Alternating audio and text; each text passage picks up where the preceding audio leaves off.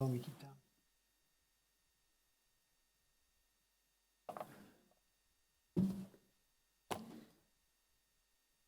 Ready? Ladies and gentlemen, I'd like to call the October 7th, 2021 meeting of the Columbia County Planning Commission to order. If you would, please stand with us. Commissioner Wilder will lead us in our invocation. Commissioner Dempsey will lead us in the pledge. How about with us? Dear Lord, we thank you for this day. We thank you for this time this evening. I want to thank you for all the many blessings you bestow upon this community, our state, this great country of ours. We ask that you look over our first responders, those that look over us, keep them safe. We thank you for having so many folks that are willing to come join us this evening. We ask that you give everyone a safe trip home tonight after the meeting. All these things in Jesus' name we ask. Amen. Pledge allegiance. Flag of the United States of America, to the republic for which it stands, one nation, under God, indivisible, justice for all. Thank you very much. And if I could remind you to please silence your cell phones. We do have a full quorum tonight with all 5 commissioners present. Gentlemen, you've had a chance to review the minutes from our September 16th meeting. If we don't have any addendums or adjustments or additions, I need a motion for approval. So moved. Do I hear a second? Okay. All in favor? Motion to approve the minutes as submitted carries 5-0. Gentlemen, you've also had a chance to review the agenda for tonight's meeting. If we have no changes or amendments, I need a motion for approval. So moved. Do I hear a second? All in favor? Motion to approve carries 5-0. Before we begin, I'd like to take a moment to clarify that the Planning Commission is a recommending body to the Columbia County Board of Commissioners. The decisions made on rezoning and variance requests tonight will be forwarded to the Commissioners for final action on October 19th, 2021 at 6 p.m. in these chambers. If you wish to address the Board of Commissioners at their meeting, please see Ms. Kara Harden, and she'll provide you with a request to speak form. We're a little less formal in this chamber, as some of you have been here before, have heard us go through this. We don't have a formal request to speak form, but if you do have something you would like to add to the for the official record during our public hearings, raise your hand. We'll ask you to come up to the microphone and spend 3 to 5 minutes giving us your position on the issue at hand. If you have something that you'd like to put on the record that is not in our rezoning tonight, we have a public comment section at the end of the meeting. Again, raise your hand. We'll ask you to come forward and give you a few minutes to give us your opinion on whatever topic you've got on your mind. With that being said, we'll move into a piece of unfinished business. Who we got tonight? Mr. Butler, file RZ 210905. Sheriff's request for a plan revision at 1000 Westlake Commons Drive, currently zoned plan unit development, currently undeveloped. There's a major PUD revision to revise the site layout and uses for the subject parcel. There's a location of the property on the east side of Ferry Road at the entrance to Westlake. And because it shows current zoning of plan unit development, Westlake is primarily zoned plan unit development in this area. And across the street you have Forest Creek. There's also a PUD in Claiborne to the north. The aerial view of the site, and also the existing site, and the plat of the property. So currently, back in the 80s, this was the approved plan, which is actually currently what is permitted to be built there. It is very different than what we'll be seeing here in just a second, but that again could be built today if they wanted to. For the PUD revision to this, it does include five buildings oriented around this centralized. I can draw this time. Centralized roundabout. It totals about 30,000 square feet in total. You do have restaurant uses here. This is retail primarily, then some mixed back-to-back of retail and restaurant. There is a mobile car wash station shown on the plan here. That has been reviewed by the applicant. We actually have a condition that speaks to that. But again, lots of outdoor space, lots of more interaction among people. Again, the previous development that I showed you was more, I don't want to say traditional Columbia County perhaps, but again, Bilo is up the street, or the old Bilo, really similar to this. The proposal here is a lot more what we'd like to see, and also what we've seen in the past as well. Again, you have a food truck area here. Now, one of the things from before that was brought, why it was tabled, there were some concerns from the HO or from the POA. I will kind of get into that in a moment. Again, that was why it's back before you guys. In terms of the proposed buildings, we have seen 2 of the buildings so far have a mixture of brick and stucco, some metal, some faux wood veneer. There are some large signage proposed. It's more of a mural design, not your typical signage. Instead of doing a master sign plan, they have kind of provide information on those large sections of the signage, then it kind of reverts back to uses of the site. In terms of the uses, it is currently zoned for or allows for C1 uses. That is remaining the same with the addition of a drive-through, which we'll be getting to here in a moment. But again, the uses are primarily the same way. Again, it shows a proposed building as well, and also the rendering of it. And then we do have the drive-through I want to talk about real quick. So one of the things that the applicant has requested is an alternate for the drive-through. There was a condition written in effect to this that kind of outlined where it would go. That needs to be revised according to what we have before us this evening here. Next to Claiborne, instead of on the Westlake side. Originally, the way that condition is written, it could be over here, but it needs to be on this side of the development. In terms of this outdoor space and also kind of this whole area at the back, there was a request to allow the restaurant to stay open until midnight. In working with the POA, that's been revised to be 11 p.m. That meets basically the requirements for a restaurant in C1, also our noise ordinance. So it takes care of some potential issues from before. But again, that's it's part of a condition at the moment, but there is supposed to be an agreement between the POA and the property owner that we'll be discussing here in a minute with the conditions. So this does show some of the floodplain on some adjacent property. That's put in place for some discussions we'll probably have later this evening. So in terms of future development, this is on the Furious Ferry professional corridor. Along that corridor, you can have professional uses, which you'd have to the north. You could also have some commercial, basically neighborhood commercial uses, kind of the limit being CC, or community commercial. This request is for C1, so it's below that in terms of intensity, if you want to put it that way. So it meets the intent of the future development map. So again, several conditions with this. We do have the first one, the proposed mobile car detailing site is not permitted. Again, that's been agreed to by the applicant. I didn't really go into it this time. Last time I did because we had a little bit or some more presentation, but there will be lighting will have to be directed away from any adjacent residential properties. Also gives a photometric plan as part of the submittal. Again, taking care of any sort of issues with that could be caused on the adjacent neighborhood. Secondly, we do have the dumpsters not be picked up from the hours of 11 p.m. to 6 a.m. Again, in compliance with the noise ordinance. Also, that is usually what is the largest complaint from residential properties near commercial development. So again, this is one that can help with that. We haven't seen all the buildings, so again, we do have a condition that elevations, not some with this request, will require review and approval by the planning commission prior to issuance of a building permit. Then we move into some of the new conditions that have been agreed to by or have been in the works between the applicant and the POA. The first one being, like I talked about before, all business on the site will have all customers out by 11 p.m. and notified music will be permitted outside. And again, the drive-through we already talked about. Also, a landscape plan will be reviewed and approved by representatives of the Westlake POA, the applicant or their consultant, and the Clement County landscape architect. Part of that was brought up by the POA was the area at the back of the property. There is some room for additional landscaping. There is some ways to kind of hide that area a little bit further. So they did want the ability to do that in conjunction with the applicant and also Columbia County. The University Health, the primary care that was there, they did the exact same thing without actually having a condition in place. So again, there's been some history of that occurring. This kind of puts it more into writing and says, here's how this will occur. Then also, lastly, again, we do not have an actual signed agreement or anything provided to us that shows exactly what's going to be approved as part of that agreement. We do have a condition of the agreement from the Westlake Property Owner Association and the applicant. We signed and provided prior to or at the October 19th, 2021 Board of Commissioners meeting.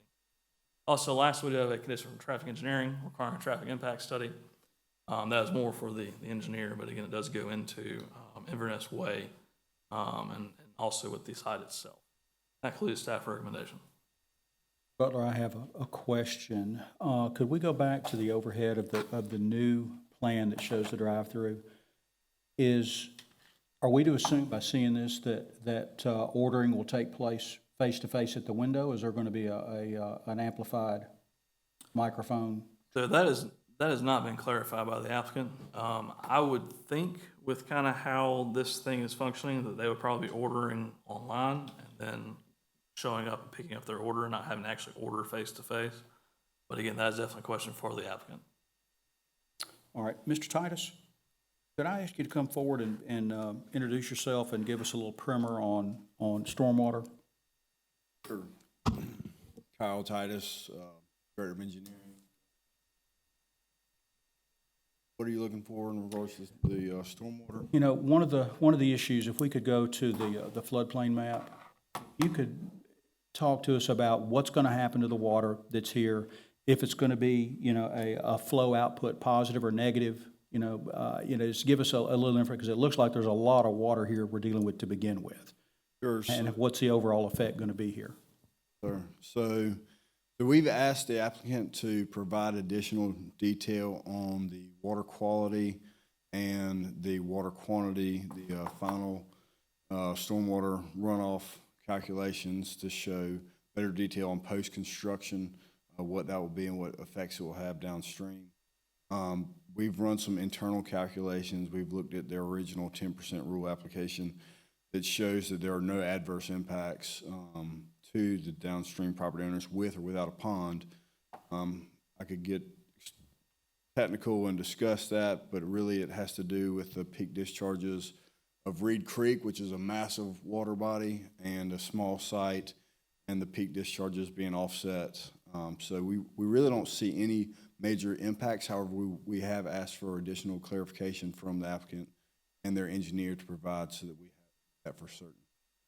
Would it be reasonable to assume that a raw site versus a developed site, if you're able to manage the water better, is that going to help detract from the problem of runoff versus a bare site like this? Sure, we'd like to see some water quality in post-construction, both water quantity treatment and quality treatment. So we want to make sure they attenuate some of that flow so it doesn't immediately leave the site and just blow out downstream, but also so that it treats any pollutants or anything it picks up from the parking lot or rooftops. It's able to detain that, allow it to any pollutants to settle out or be filtered out through some sort of water quality system prior to leaving the site. What changes do you think will be made in the drainage system that I guess goes from the property down to Reed Creek as opposed to going behind? Sorry? Okay, so one of the suggestions was to make a pond in the back and I guess dump into the area that the water that's behind there. But from my understanding, the water is going to be piped across the front, across, I guess, Inverness, and then into that area. What kind of improvements are going to be made to what exists as to what will be there in the future? You have any idea? I don't. I've heard about 36-inch Not pipes. without seeing a proposed plan. Currently, they're showing to discharge, but they're not showing it going through a system. So we need to see those final calculations to show how that water is going to be treated. And just what's involved in that process when a developer comes in and you're looking at inputs and outputs and what kind of variations and requirements can you put on somebody as far as managing water? Sure, well, ultimately, we want to ensure that their post-developed site does not create any adverse impacts compared to their pre-developed site. So, for instance, if their pre-developed site discharges, say, 10 CFS during a 25-year storm, we want to ensure that their post-developed site discharges either 10 CFS or less, so it's not creating an influx of stormwater on downstream property owners. CFS is cubic feet per second. Sorry. We actually expect this to be less, right? Yes, and likewise, we want to ensure that the water is treated. So, as we all know, parking lots receive a lot of pollutants from cars and what have you. So we'd like that water to be treated through some type of treatment system, whether it be in a detention pond where it's able to be treated through infiltration, attenuation, storage time, also, or like a storm scepter system, which is a prefabricated structure that's dropped in place. But it's to help pull out any type of debris or trash or pollutants before it goes into downstream system. Is this site one that you think that using a permeable surface and having underground retention might be suggested or something that would be advisable for this site? That's certainly always an option. I would need to see a subsurface technical report to understand the full permeability. That'll all be a part of this. You'll make sure requirements are met. Sure, absolutely. Gentlemen, do you have any questions? Thank you, sir. Is the applicant here this evening? Yes, sir. Would you like to come forward and give us any additional information? Please come forward, give us your name, home address, and ask away. Rafi Basale, 464 Front Street, North Augusta, South Carolina. Y'all said 11 p.m. people out. Would that be, it was my understanding that would be 11 p.m. Stated closing time, but people wouldn't necessarily get kicked out at that point. Is there any way to clarify that? Yes, I mean, one of the, that's how the POA put it to me, was all customers out by 11 p.m. So again, that could be changed to all business on the site shall be closed by 11 p.m. That's fine. Like not accepting new restaurant. It's really only for the one large restaurant. I think that'd be a negotiation you need to have with the POA. Okay. And no matter how this plan goes, do I have the ability to do either plan, the one that's approved now or this new one? No, if this gets approved, that's the plan that you about to show you is the one that you would be held to. You can't go back and use the other one. You'd have to come back in And front of overridden. us and just ask for a PUD revision. Is it, okay. But if So y'all, what's your hang up? if there's gonna be so this is not I don't know how to put it. This is not a plan that is the most efficient or money-making in any way. So if there's a lot of restrictions or extra things I have to do, it just doesn't make sense to do it. So the other plan is vetted by much smarter people than I am to Which is the other plan? the approved plan. The approved? That plan. It makes a lot of money. Mine doesn't. So, I mean, it's a big, I think this is much more valuable to the community, but if there's a lot of hoops to jump through, I'd rather do the other one. All right, thank you, sir. Is there a way to have both approved? Is that an option? I've never seen that done. Is there a way? There's always a way, but that's not going to happen. We'd have to advertise that and schedule it for a different hearing, wouldn't we? I don't want to get into that. Well, you still got the consideration of the homeowners too, the POA. So you'd have to deal with all that over again. Not on the first plan. Because, well, Has been approved. that one's been approved. With the second one, you've got to have an agreement reached by the 19th. Yeah. So again, if you do want to push that button and make the other one happen, you can basically withdraw it, and the other one's in effect. Mm-hmm. Is that what you want? All right. You want to approve or withdraw? What, I guess, are these the condition, like what am I agreeing to now versus? So the conditions that are before you tonight are recommended by the plan department. Also, the POA has been involved with that. I assume you had as well. Yes. If you haven't, then we need to know about that. This body here will hear the public hearing. They'll hear the public. They can modify those conditions. Then it goes to the Board of Commissioners. They're the ones who make the final decision. There's no decision that's binding that's made tonight. Okay. So there is still time for negotiation if you want to, and that's also why we have the condition that says that you have to have the agreement done by October 19th. That was So 19th is. Yeah, we're that just is a recommending body, so what we do is we have a public hearing. All these folks, if they want to talk about this or whatever issue, Yeah. take that in. The commissioners review all the questions we've had, and that's why we spend more time asking questions and try to drill down and answer questions they might have. And then, it's up to you to decide whether or not you want to go forward with it. Okay. And so again, we recommend the commissioners' decisions are binding. Okay. So you still have time to work out whatever you need. Before you go, the drive-through question about how do they place their order? So it's hard to, I have spent a good bit of money on plans, but it's hard to spend a ton to fine tune plans when it's not approved yet. So that's conceptual, but it would really depend on the tenant. So this would probably be a health food coffee shop type tenant. If it takes 15 minutes to make an order, it might be an online or order ahead type thing, kind of like Jersey Mike's up here at Publix doesn't have like a traditional order at the window. or it could be a traditional order at the window. That's some of the objections we've seen, is to have the little drive-up thing with a speaker.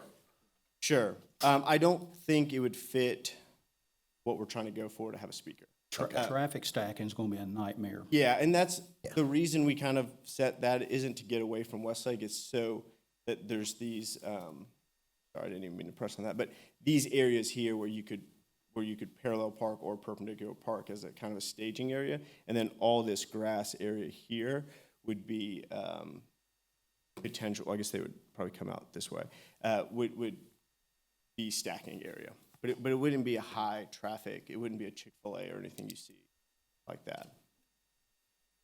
Just wonder if it'd be easier to do like Chick-fil-A and you could order at the window, then park and have your order brought out. Sure, and that's kind of why we pushed, it wasn't easy to get this exit here.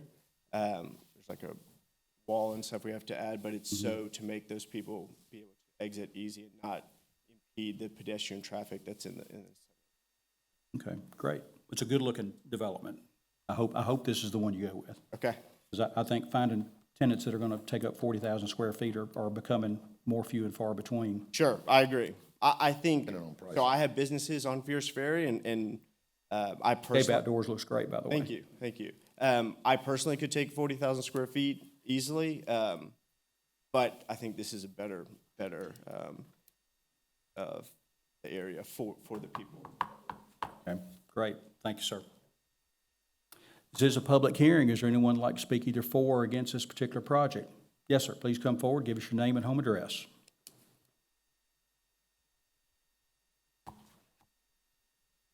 Good evening. Hamid Malik, the resident of Westlake, 22 years, 4102 Shady Oaks Drive. I submitted my comment and unfortunately couldn't come to the last meeting. So I'm here. I'm not against this proposal. I think there is a way to get it in right. But one other primary concern, and I appreciate you asking all those questions on the stormwater. I think the water should go to the front, like the Prompt Center did, you know. Actually, I work with them too to make it work. It should not come to the private system because end of the day, we're gonna be assessed as a homeowner and pay for the system. I work on the system almost 10 years. I've been on the board, just got off about a year ago. So I know Westlake system probably more than anybody else, or at least one of the people. So that system is stressed with our metal pipes already, you know, over their go life. Not gonna be really fair to homeowners like me to dump more water into the system, which nobody else is maintaining. There is a way probably to bring it to the front, take it where, you know, the Prompt Center is doing. So that's one of my primary concerns. They can have a pond. I'm not disputing my friend here, you know, Kyle, but all pond gonna do is suppress the peak.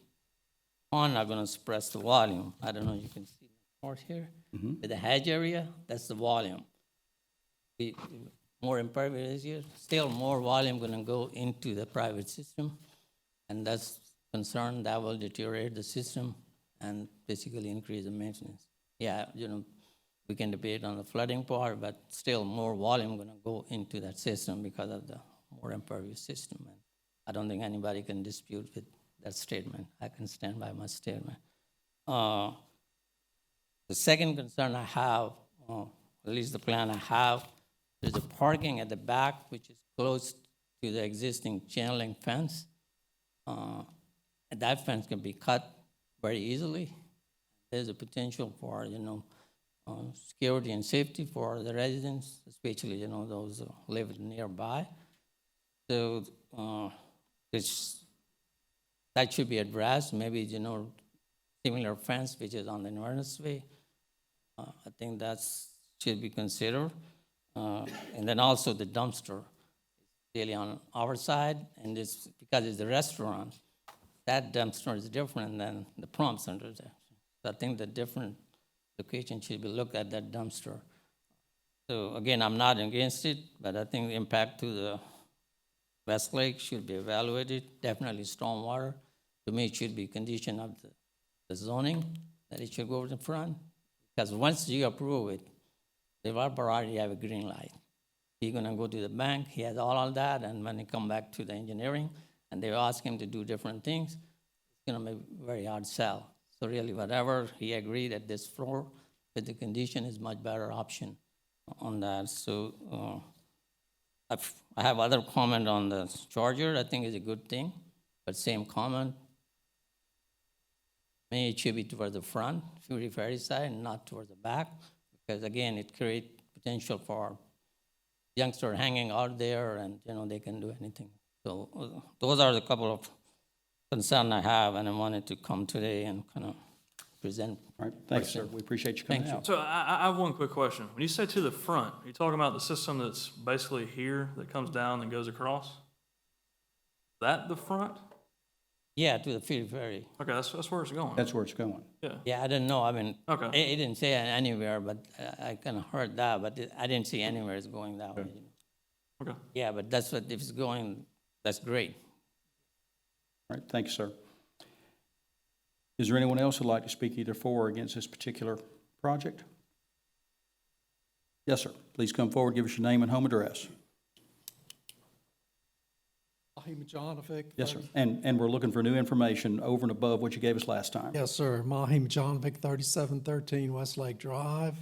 I submitted a new letter this morning, lunchtime, with some updates on it. I understood what Kevin said. The main concern is the water coming through that 36-inch pipe, flooding private property. Can we that go to corner- the floodplain? Yeah, that corner that it makes, that the engineers designed, does not withstand and direct the water into the spillway as designed when we have like a 2-inch sudden downpour.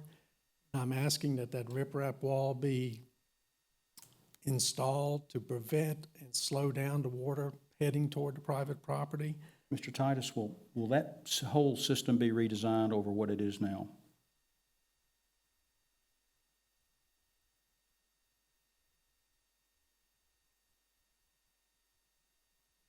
Okay. It's a small Thank you. change, but it will have a significant impact. Okay, where's your house? 3713. Would you point it out? You can circle it or make an X or stick your finger on it? Okay. They just did. I have this empty lot, 3711, this is 3713. And like we said last time. You're the almost in the floodplain, aren't you? Yes, sir, the 3711 is. I understand when Reed Creek rises, I understand the floodplain principle there. But having a developer just dump water that impacts property in a negative manner is a different story. But, Did I understand? yeah, it goes I like understand this to the that you're going to spillway. balance the site and there's going to be less water that's put into the system? That's the objective?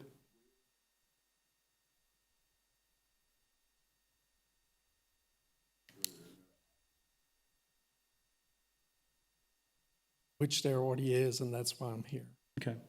And as I just drew, there's a 90-degree turn right here. You have a picture in this morning's letter that I submitted. And what's happening is when there's a lot of water coming through here from the 36-inch pipe, it jumps over instead of making that hard 90 to a spillway that was built here. And that water then proceeds along here, and that's when the problems start. So there is a retention pond right here from the Claiborne. I suggested that we see if the developer can talk to the Claiborne people, which we did initially when the Claiborne was built, to see if we can mitigate some of the runoff on this 5-acre site into an existing retention pond. And let me emphasize, the retention pond holds water till it evaporates or it soaks into the soil. It's not a detention pond Right. that releases it during peak times or off-peak times. So that's one thing. The other thing is the retention pond back here. Again, retention pond holds the water. It would not negatively impact anything in the Westlake system. I've been a resident for Westlake for 28 years. I've been on the board for 6 years. I'm off the board right now. So I fully understand our flow systems in Westlake in addition to Hamid. Now, Hamid's a licensed engineer. I'm not. But having been on the board 6 years, having commissioned numerous studies with numerous engineering firms, feel like we have a pretty good understanding of what happens there. And then, of course, you know, the other option is, can we move some of the water off this site into the stormwater drain system that goes along Fury's Ferry that would take the water down into Reed Creek here and minimize the impact of the water right there?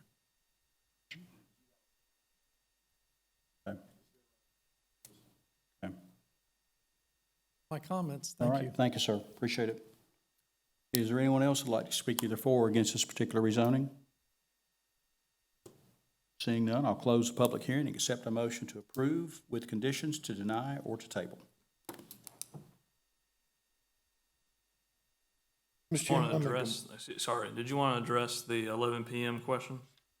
Customers out by, change that to close. Is that a negotiation they need to have with So again, OA and the commissioners? we have not seen the actual document. This is basically from my conversations with the Westlake POA president. So that is how he put it, so that's how I put it as well. Okay. Now, again, without seeing that document, that could change at BOC. We could go ahead and address his concerns. And if it changes between then and now, we can change it at that point. So we could close the doors to new customers at 11. But the zoning already holds, right? So it has to be, I believe it says closed at 11 PM, I believe. No new customers. have to get That means out, yeah. Everybody out the door. Sure. Yeah, the conditions as we've got them currently before us are I just have my eyeballs on it. They'll be, Okay, let's go ahead and get a motion so we can legally have discussion. all customers out, currently says. Mr. Chairman, I make a motion on RZ 21-9-05 with conditions to approve. Okay, do we hear a second? Okay, so do we want to discuss amending that so we close the doors at 11 and customers out at a time defined by whatever the negotiations are? That's something Good. that we need to do in this body? It could be with the POA too, couldn't it? They could. I think we have a need to let it POA go that rep way here. first. Fly out They here. negotiated all this. Gentlemen, motion stand, or would you like to amend it? No, sir, I'd like to make it stand. Okay, second still hold? Okay, all right, all in favor? All opposed? Okay, motion carries 5-0. Next item, Ms. Neal, provisional home occupation for Whitetail Landing Trees and Shrubs. Yes, sir. This is a request for a provisional home occupation at 7015 Cobham Road, 3.4 acres, currently zoned RA residential agricultural for the growth of trees and shrubs for purchase. It shows the location of the site on Cobham Road and all the RA zoning. This shows the aerial of the site. And the applicant's requesting to grow trees and shrubs on his property for purchase. Ultimately to help hunters be able to put trees and shrubs on their property that attract deer for hunting. The seedlings will begin growth in a bedroom that's approximately 15% of the square footage of the existing residence, utilizing grow lights, exhaust fans, and central heating and air to promote proper airflow and temperatures. They will then be moved to the greenhouses, which will be made of polycarbonate sheets with an aluminum frame located on the grass behind the well on the property. Once the trees are ready to move out of the greenhouse, they will then be placed in 3 to 4 gallon pots and stored within the fenced-in field behind the residence. And then they will be sold and delivered. The applicant has indicated the trees and shrubs may be planted further into the back of the property if they are not purchased within the necessary time frame to be planted. The existing home on the property is approximately 1,100 square feet, and the proposed greenhouses, he's proposing 1 to 2, will be approximately 50 square feet, which will not exceed the 50% of the area of the house, which meets the provisional home occupation requirements, and staff recommends approval. This shows the existing site. Okay, gentlemen, do you have any questions of staff? This is not a public hearing, so I need a motion to approve, deny, or to table. Mr. Chairman, I make a motion to approve the provisional home occupation for Whitetail Landing Trees and Shrubs at 7015 Cobham Road. Do we hear a second? Second. Okay, any discussion? All in favor? Motion to approve carries 5-0. Ms. Montgomery, preliminary plat for Tillery Park, Section 2. Yes, sir. This is the preliminary plat for Section 2 of Tillery Park located off of Baker Place Road, currently zone planned residential development. And this is roughly the location of Section 2. This section does have a Baker Place Road frontage. And this section contains 62 single-family lots with a minimum lot size of 6,000 square feet and an average lot size of 7,547 square feet. And this section includes 22 alley-loaded lots with side setbacks of 6 feet, and the remaining lots are typical front-loaded lots and have minimum side setbacks of 7.5 feet. There's a bit of a range in the front setbacks in this development, depending on whether the lots are front-load or alley-load and whether or not the water line is in front of them. So it's generally between 15 and 18 feet, depending on those conditions. There is a minimum driveway length for all of the lots of 20 feet. To allow for parking space on that driveway.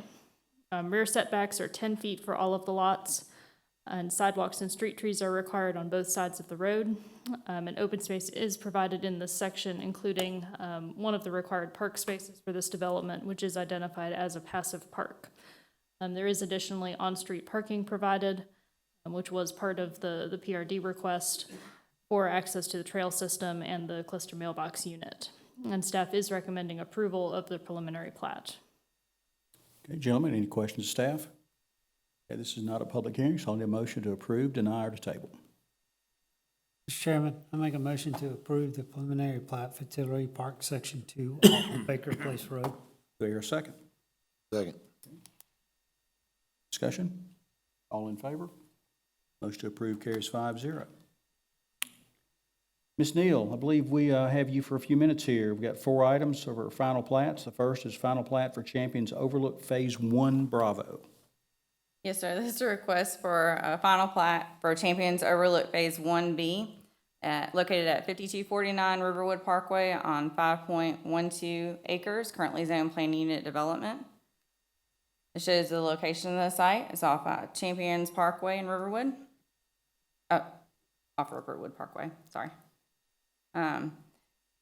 The final plat is for 4 residential lots, and the minimum lot size is 27,777 square feet with an average lot size of 42,461 square feet. Lots 11 and 12 have a shared driveway. Oh, sorry, right there.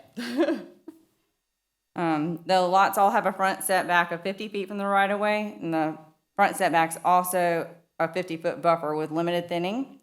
Side setbacks are 7.5 feet, and rear setbacks are 50 feet from the property lines. And this phase has 1.22 acres of open space, which are parcels 1 and 2.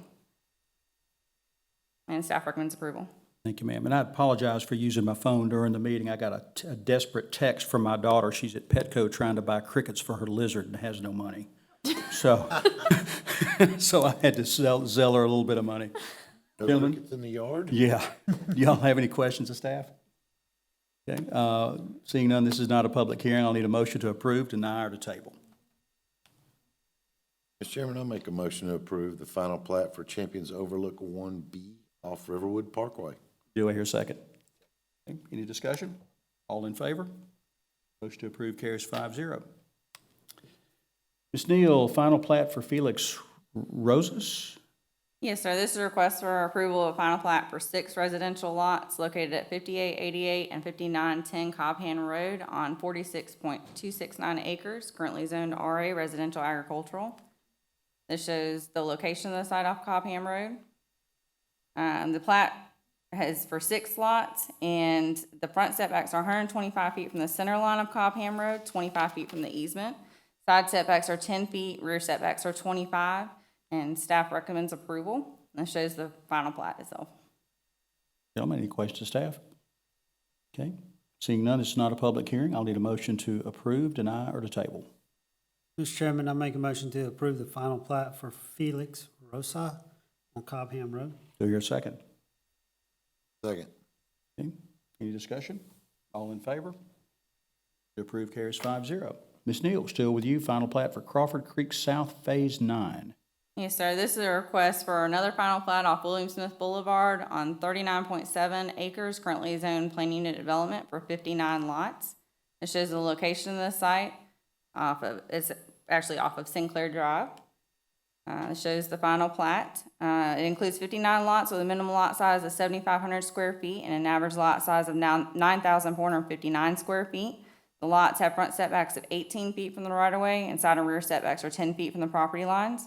Sidewalks and street trees are included on both sides of the roads, and 21.09 acres of open space are included with this phase.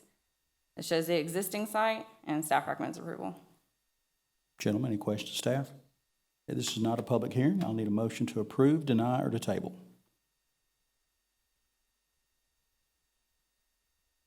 Mr. Chairman, I make a motion to approve the final plat for Crawford Creek 9 off William Smith Boulevard. Do I hear a second? Second. Okay, any discussion? All in favor? Approve carries 5-0. Ms. Neal, final plat for Four Oaks Phase 2 Charlie.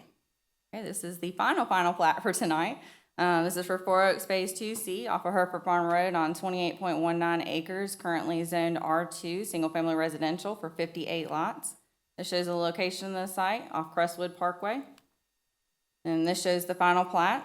It's going to be for 58 lots with a minimum lot size of 11,953 square feet and an average lot size of 14,586 square feet. The side setbacks are a minimum of 55 feet from the center line of the roads and 10 feet from the side and rear property lines. Sidewalks are provided on one side of the road, and 4.34 acres of open space is included with this phase. It shows the existing site. Staff recommends approval. Okay, gentlemen, any questions of staff? Okay, this is not a public hearing. I'll need a motion to approve, deny, or to table. Mr. Chairman, I make a motion to approve the final plat for Four Oaks Phase 2C off Hereford Farm Road. Do I hear a second? Any discussion? All in favor? Motion to approve carries 5-0. We'll move into our public hearing portion of tonight's meeting. Ms. Montgomery, file RZ 211001, major PUD revision. Yes, sir. This is a request for a major revision at 4412 Ibis Way. It is a residential lot within the River Island planned unit development. So this is the location of the lot on kind of the south side of Ibis Way. And it is currently part of the planned unit development, as are all the surrounding properties. This is the old aerial of the site. The site does not look like this anymore. And the plat of the property, which shows the wetlands that are behind the lot. They're not on the lot. They are part of kind of the common area, so not directly impacted by the proposed construction. And this is the grading plan from the development of the site. You can see the way the lot was graded. There is quite a slope here at the back of the lot. The proposal is to build a retaining wall near the back of this and fill the lot to create a more level yard space. So this shows kind of the grading that they're addressing with this request. And this was the building plan, so they have constructed a house on this lot. And this is the proposed retaining wall location here at the back of the lot. It is within the rear setback, so typically would have to be less than 6 feet in height due to the existing grade and the amount of fill they're going to need to create a usable level yard. The wall height is proposed at 10 feet.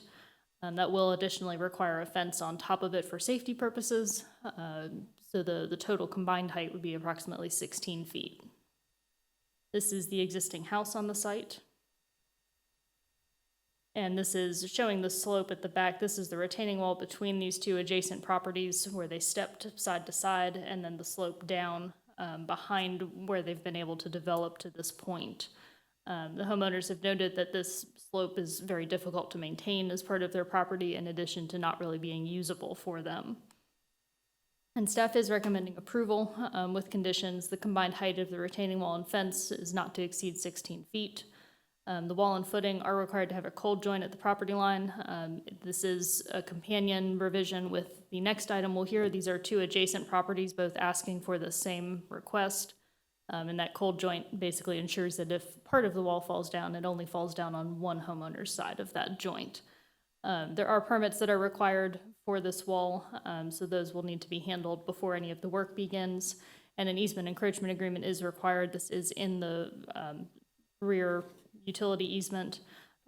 That request has already been submitted and is under review in conjunction with this revision. And that concludes the staff recommendation. Gentlemen, any questions, staff? Yeah, the 16 feet, that's from the bottom on the other side of where their flat yard is going to be, right? Front of the wall. Correct. So it would be from basically Behind the it, base measured grade it of the would be wall to 16. the, yes. Paint that picture. Will the wall be the same height from property to property? Or is the grade significant enough to where one side might be 3 or 4 feet taller? The maximum height of the wall is 10 feet per the engineers. So, Across the back of both lots? yes. Okay. All right. Any questions? Is the applicant here? Yes, sir. Would you like to come forward and add anything to the presentation? All right. Thank you, sir.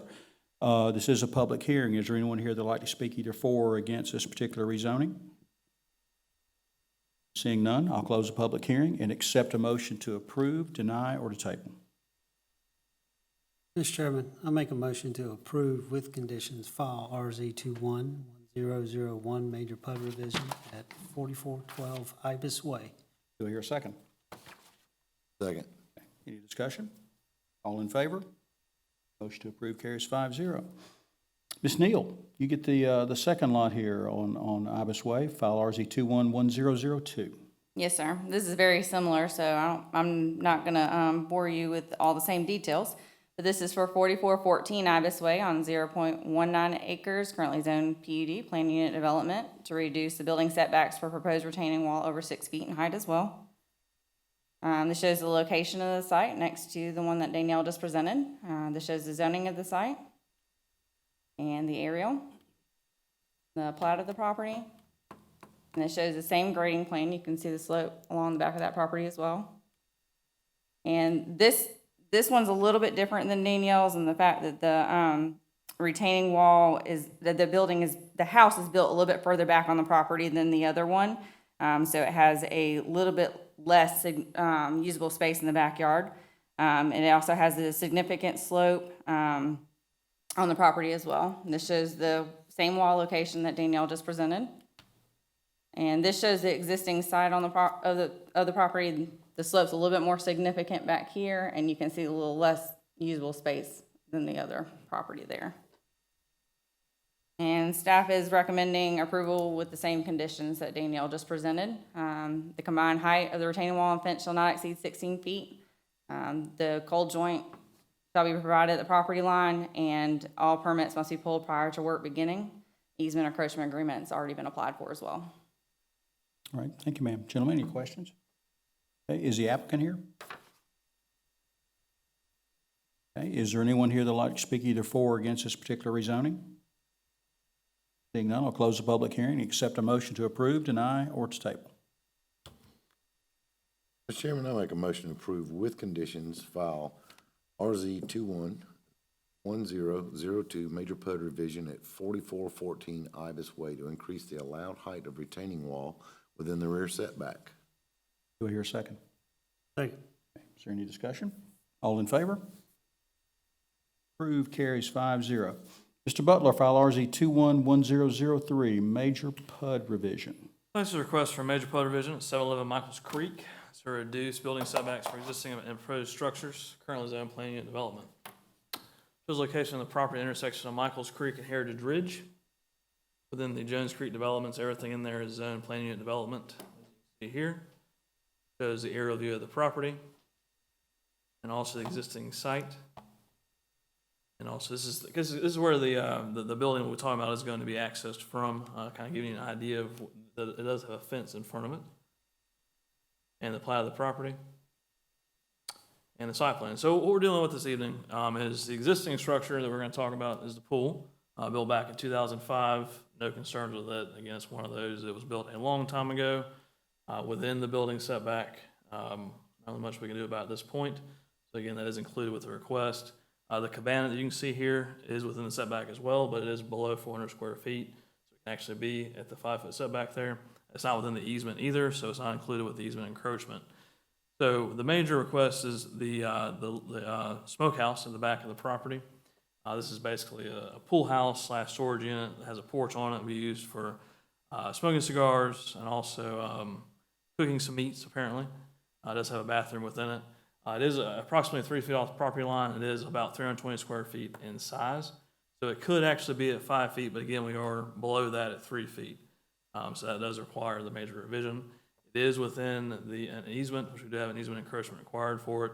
This shows a little bit more detail in terms of kind of how it's going to work with some of the plant materials that's going to be included with it.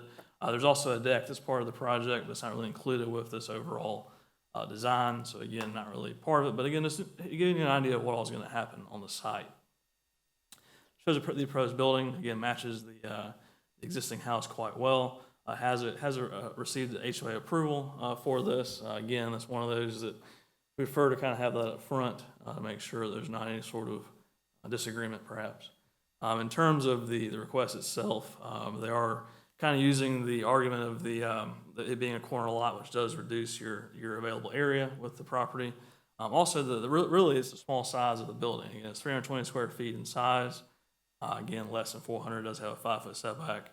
Kind of a minor encroachment into the setback itself. We do have a condition with that though. One of the things that we're somewhat concerned about is that there could be the possibility that off of the roof, the stormwater from that could go on to the adjacent property at 79 Michaels Creek. So it does have a requirement that provides sufficient information as part of their land disturbance permit to verify stormwater is not being directed directly onto that adjacent property. Again, fairly typical for a variance where the reduction in the building setback only applies to existing structures and for the smokehouse. Future structures have to meet the building setbacks. And then stormwater has a condition requiring their easement encroachment agreement. Again, that has already been applied for and is already moving through the process and will be on the October 19th BOC meeting. That includes staff recommendation. Gentlemen, any questions, staff? Okay, is the applicant here this evening? Yes, sir, would you like to come forward and give us any additional information? Please come give us your name and home address.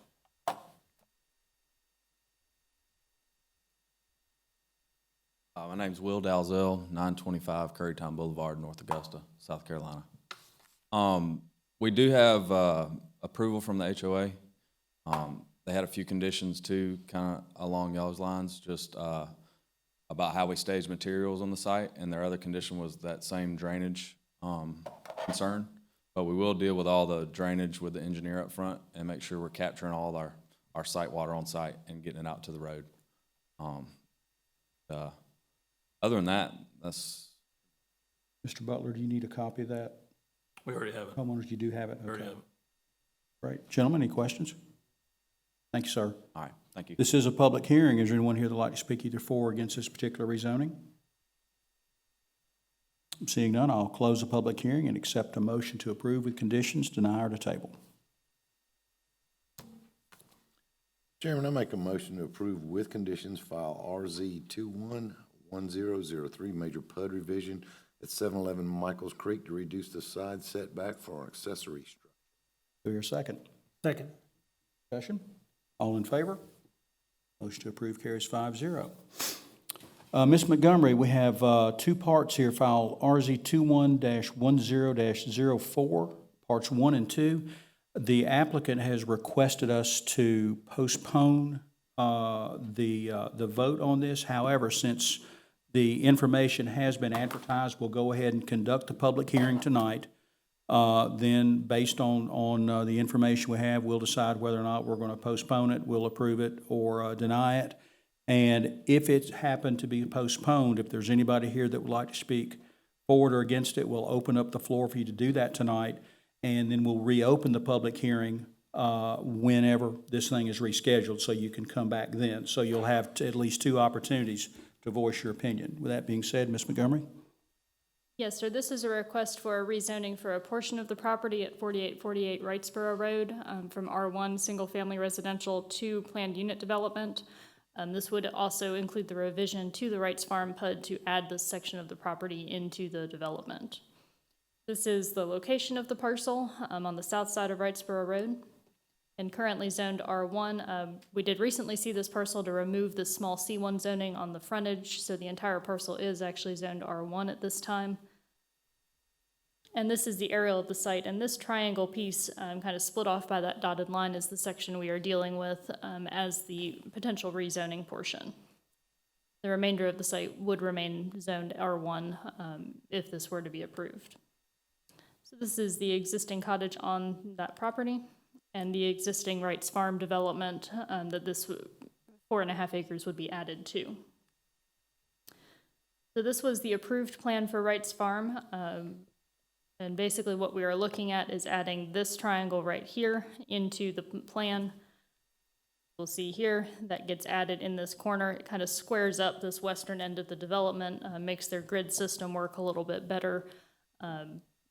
Includes a couple medians here to kind of transition from the angled grid they had in this section of the development to the more rectangular grid. It also includes a new farm space, again adding to the open space and the character of the development they're going for. That is a continuation of the agricultural fields and greenhouses they have done on the Wrightsboro Road frontage in the first phase. The buffers on this section are wider than those in the original PUD. They are proposing 50-foot buffers around this section. That is kind of accommodating the fact that they are finding that they need to mass grade this property, and our code does require 50-foot buffers when you mass grade. So they have gone ahead and shown those on the plans. Those would be undisturbed per our code and supplemented as required if there are not actual sufficient trees and other vegetation in those buffer areas. The increase in lots is relatively minor. The current layout shows a net increase of 9 lots. Since the acreage also increases, there's no actual increase in the net density. It's just the addition of the couple lots there in the corner. This property is within the neighborhood's character area. So the single-family development use and the addition to the existing developing neighborhood are acceptable uses. As you noted, the applicants have requested to postpone this request. What they are finding is that the slope of the property is not necessarily the best for draining these new lots into the existing stormwater system that they're developing. So they have requested to postpone this item so they can explore further whether they'll be able to handle the runoff from these additional lots effectively. Again, this is in the neighborhood's character area, and as far as the use and the proposal, it does meet the intent of the future development map. But staff is in agreement with the request to postpone this item. Did the applicant indicate how much time they need? When I spoke to them, I believe they said the 2 weeks would be sufficient.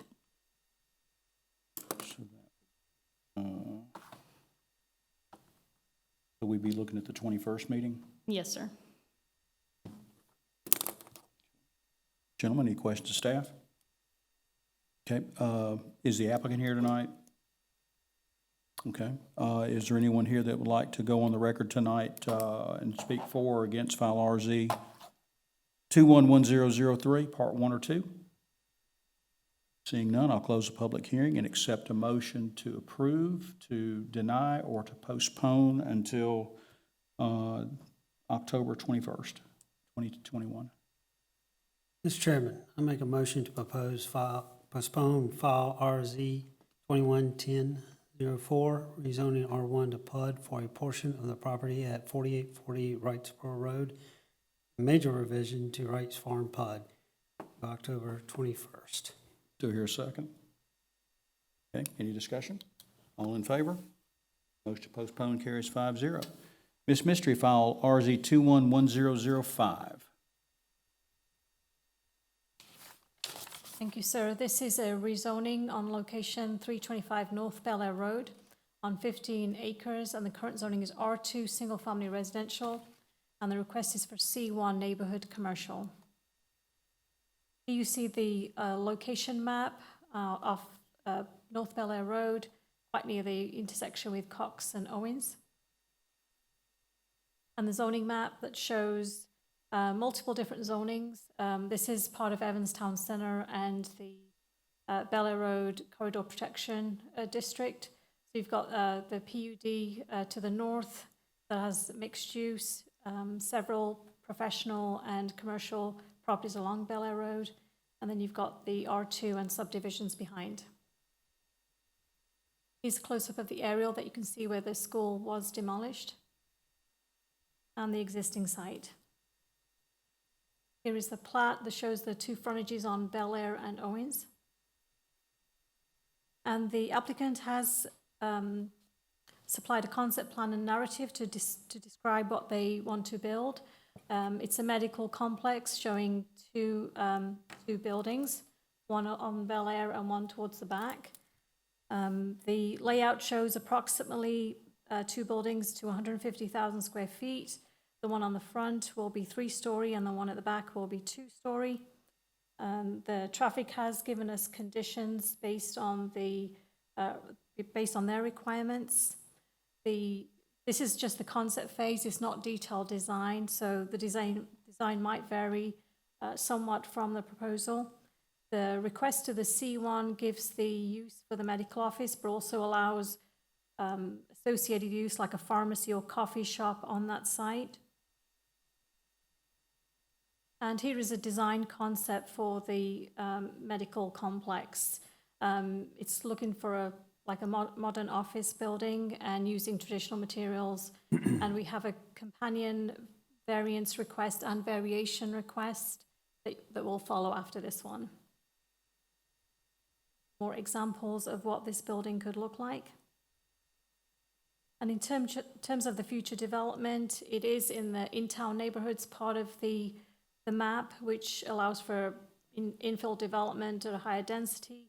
It is on the edge of the activity center for the mixed use for Evans, and the use that's being requested for medical complex has multiple locations. The medical office is along Bel Air in that area, so it does meet the intent of the map. And staff is recommending approval with some conditions. Can we just go back to the site plan to mention the structural buffers? So part of the conditions includes the buffer requirements. The zoning will require 20-foot structural buffer against the S1 and R3A, and a 20-foot structural buffer against Owens Road here.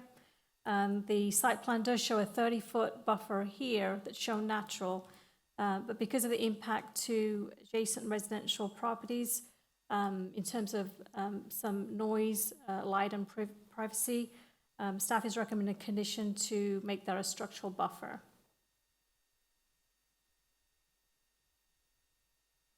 So the first one is the structural buffer that I just mentioned, and then from traffic, we've got provide left and right turn lanes on Owens Road for the proposed driveway access, including turn lanes, storage length, and tapers, widening tapers, and other requirements per Columbia County Project Access Improvement Policy.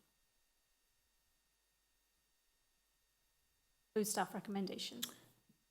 Do we have anything in the presentation about photometric studies and light bleed to adjacent properties? That's required by code anyway for site plan. Okay. All right, gentlemen, any questions, staff? Hey, is the applicant here? Yes, sir. Is there anything you'd like to come forward and add? Please give us your name and home address. My name is Frank Pittman with Pittman Engineering. I live at 1400 Saxon Road in Watkinsville, Georgia. I'll just add a couple comments. So the project would be two buildings. The building along Bel Air Road would be a 3-story building along the front, with the back, because there's a slope across the property, the back would show four levels along the back of that building, with the bottom being a basement. The building in the back would be only 2 stories. We didn't want to put anything taller than that near the residential subdivision in the rear.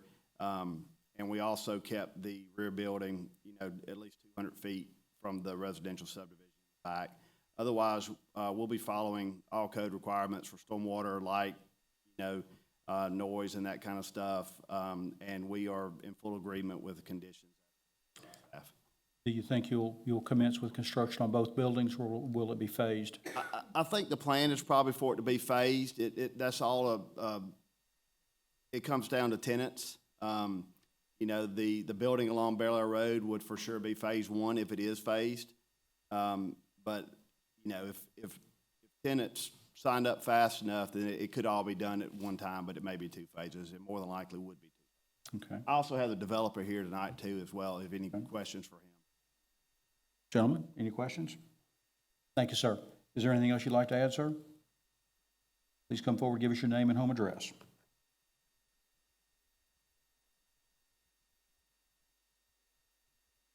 Name's Carl Nichols. When I lived in Martinez, Georgia, I was Nicky Nichols. And all my friends that lived in Evans knows that where we're sitting right now, there was nothing but a dang cow pasture and an Omni station sitting right up here. And that was all it was to it. And so I left here in 62 and went to college. Took me a little longer to get to college, so I went to a couple colleges, and finally I got out of it in 1968. I worked in the real estate business I majored in animal husbandry, worked for a guy that was in the real estate business on his farm. And he said, Carl, do you want to go into real estate? I didn't know what real estate was. So I had 8 months before I was going in the Army, and so I did. When I went in the Army, I was in the Corps of Engineers. I served my time in Vietnam and was glad to get back home alive. But anyhow, since then, my company primarily started off as a forestry company. We bought, sold, and managed commercial forest. We ended up with about 50,000 acres in North Georgia that we manage and still manage today. But then about 1990, I bought a building here in Augusta. And by the way, when I lived here, Washington Road was a 2-lane road. And between my house and Augusta National was Perrin School, Warren Baptist Church, and 2 filling stations. So I look at it today and I look at what's happened in Columbia County and what's happened in Evans, and it's just astronomical what you people have brought into this community. But how a good, great community it has turned into. Say two. I've been in the building business. I started in 1990 with development. I had an opportunity to do some work for Sears Roebuck and did that all over the Southeast. And then I have built down here on 13th Street, the Phineas building down there, where it's about 24,000 square feet, and we managed it for quite a while, and then it was sold. I've owned warehouses in Augusta. I have an office here in Augusta that Ralph Kitchens manages for us. Anyhow, I built some big buildings in Athens for the state and for the Board of Regents. Their OIT building I built for them is about 87,000 square feet, and everybody that's in the university system go there and learn a whole lot about computers. Anyhow, I'm looking forward to doing this back in home. My parents lived on Hervey Farm Road and bought their land from J.D. Norris and built the first house up there. So it is home. I'm looking forward to working with you, working with planning and the commissioners too, to build a very good project here. And I would say this is, as I'm getting closer to retiring, could be my last project, but it's going to be a nice project, and I look forward to working with you. Thank you, sir.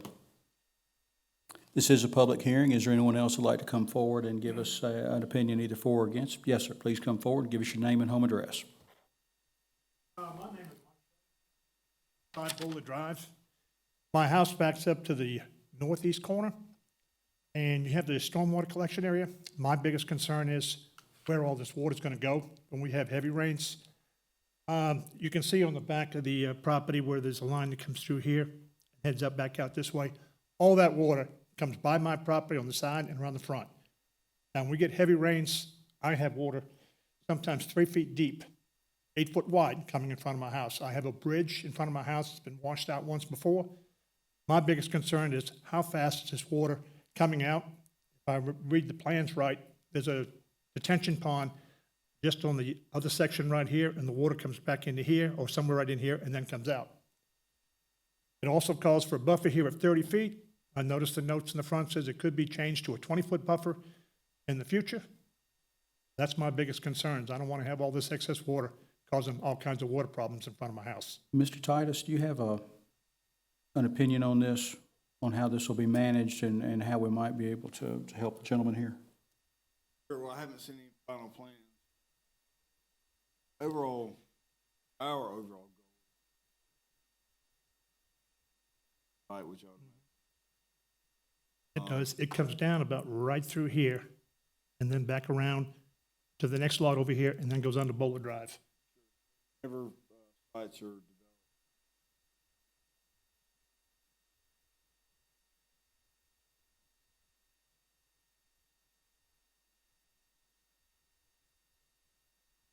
so our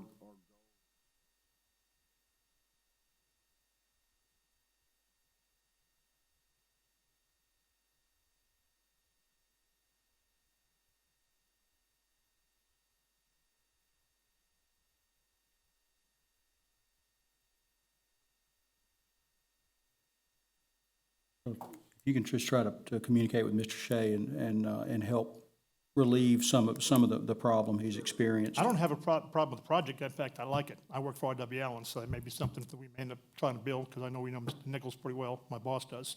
But my water issue is my biggest issue. happy to meet with you. All right. Thank you. Thank you, sir. Appreciate you coming out. Is there anyone else that'd like to speak either for or against? Yes, sir. Please come forward. Give us your name and home address.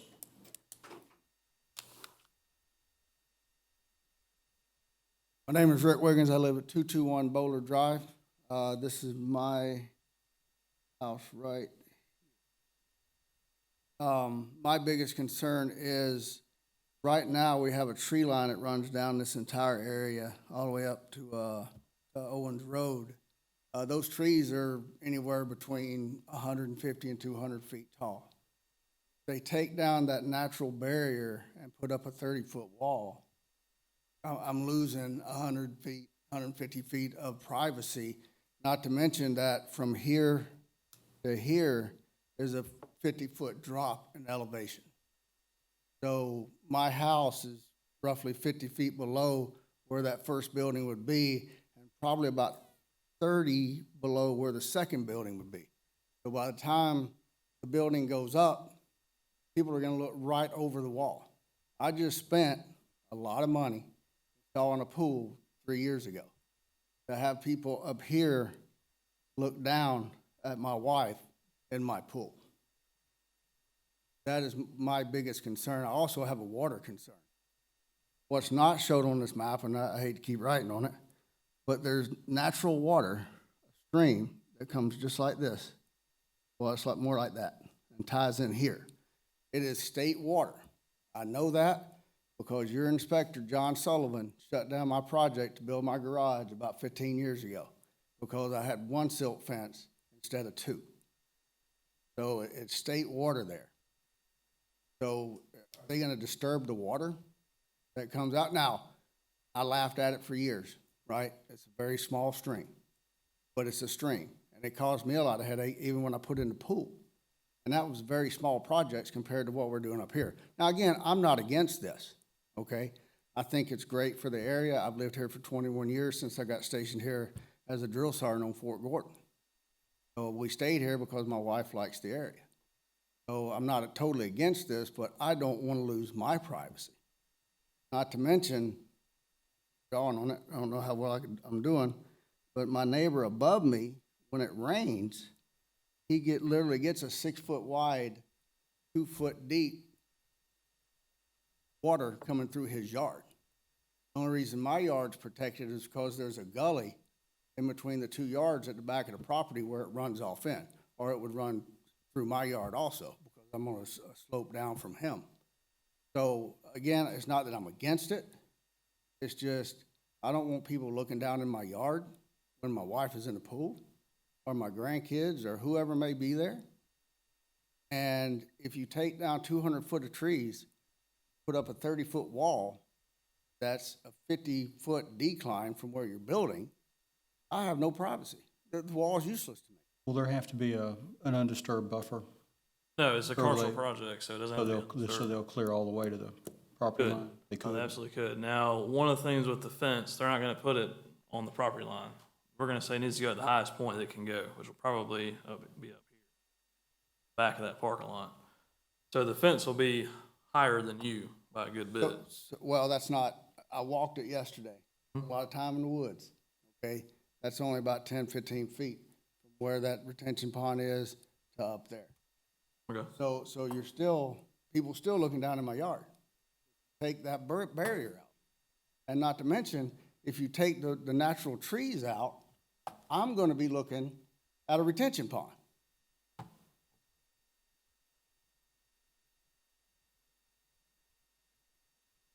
When you all develop the site, Mr. Nichols, are you all going to try to preserve trees as much as you can?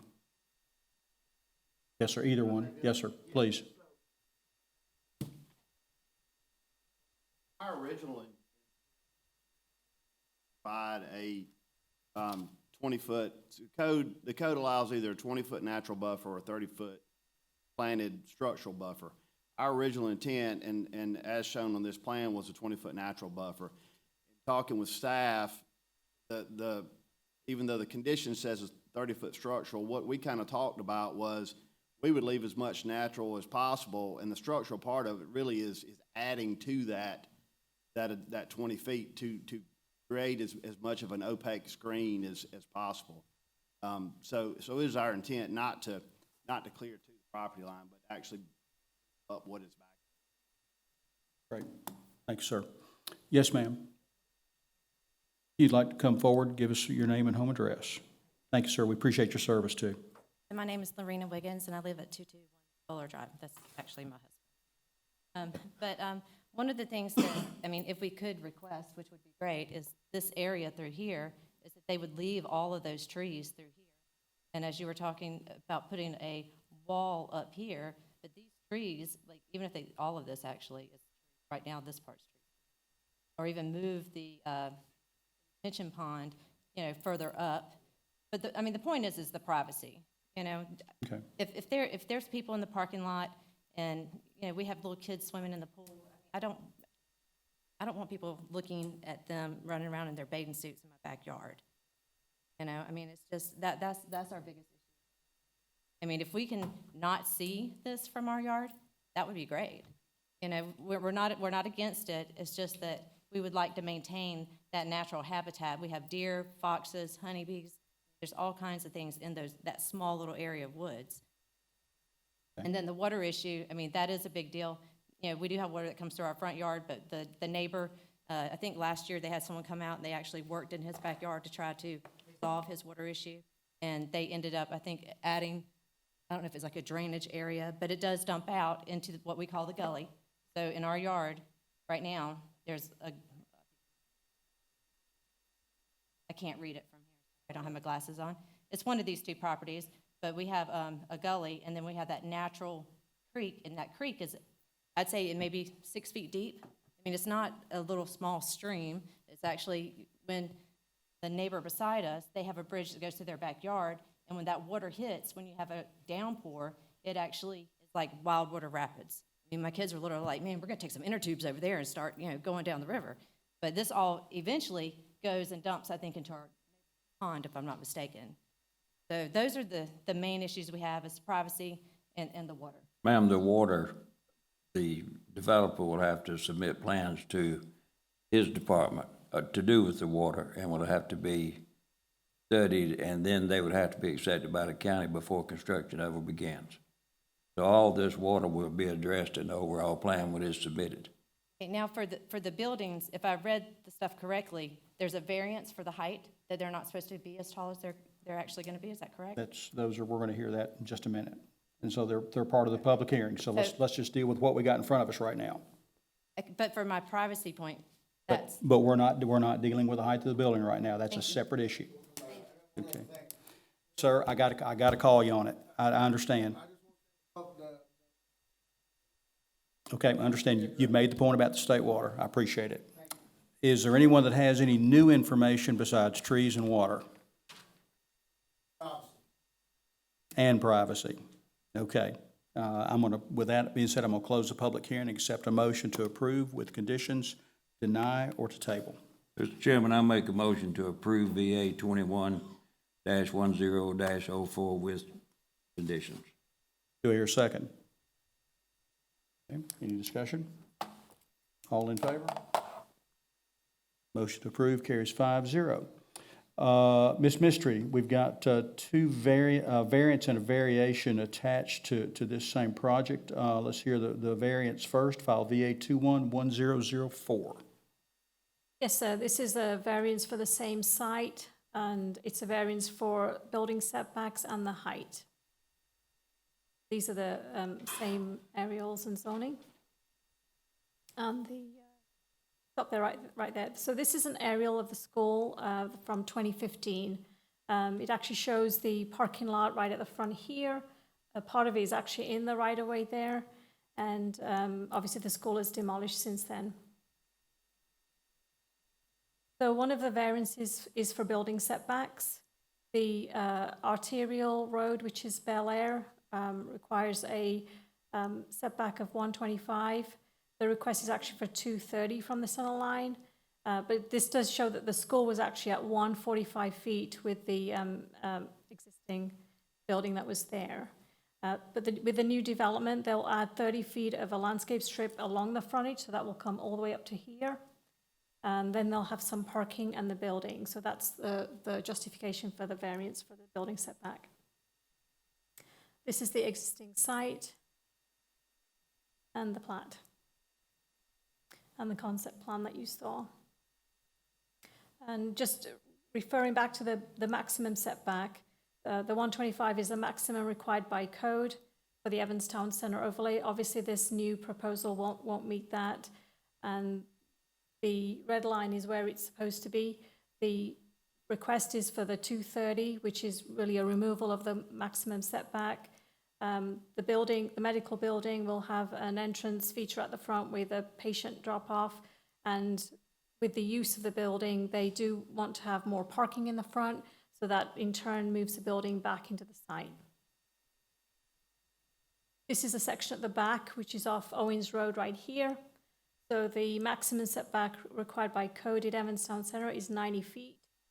With the narrow frontage there, it's impossible to put a building in that area, so staff is in favor of removing that maximum setback too.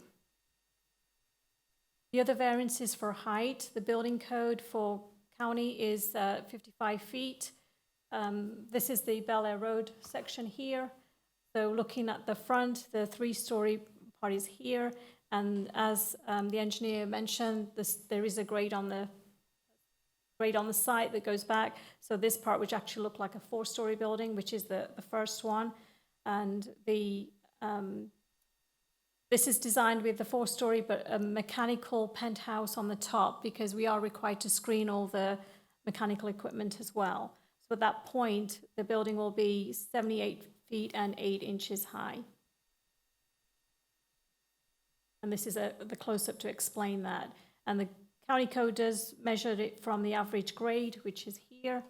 So in effect, approving this building for the variance would, the building would be 72 feet high based on our definition. So staff is recommending approval with the conditions that the height variance is approved for the buildings closer to North Bel Air Road to allow the 79 feet from the lowest finished grade to the highest point of the building. Any portion of the building within 400 feet of the eastern property line, which is nearer the residential part, shall comply with the 55-foot maximum building height as per code. So this will just basically allow the first building towards the front to be the higher building. That's concludes staff recommendations. I have one question about the mechanical area.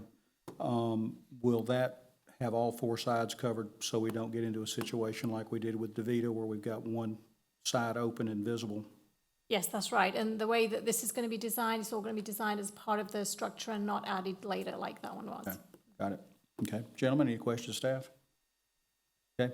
Yes, sir. Would you like to come up and give us some information on the variance? Please give us your name and home address again for the record. Okay. Frank Pittman, 1400 Saxon Road in Watkinsville, Georgia. I think Ms. Mystery touched on everything. I just wanted to kind of reiterate a couple points. The variance for the setback is really because with this being a medical complex and there's so much, we talked about the slope across the property. We really need patients to be able to park at the main level, and the only way to do that is put them out front. So I've just got a double row of parking and a drop-off, so I put it as close as I could.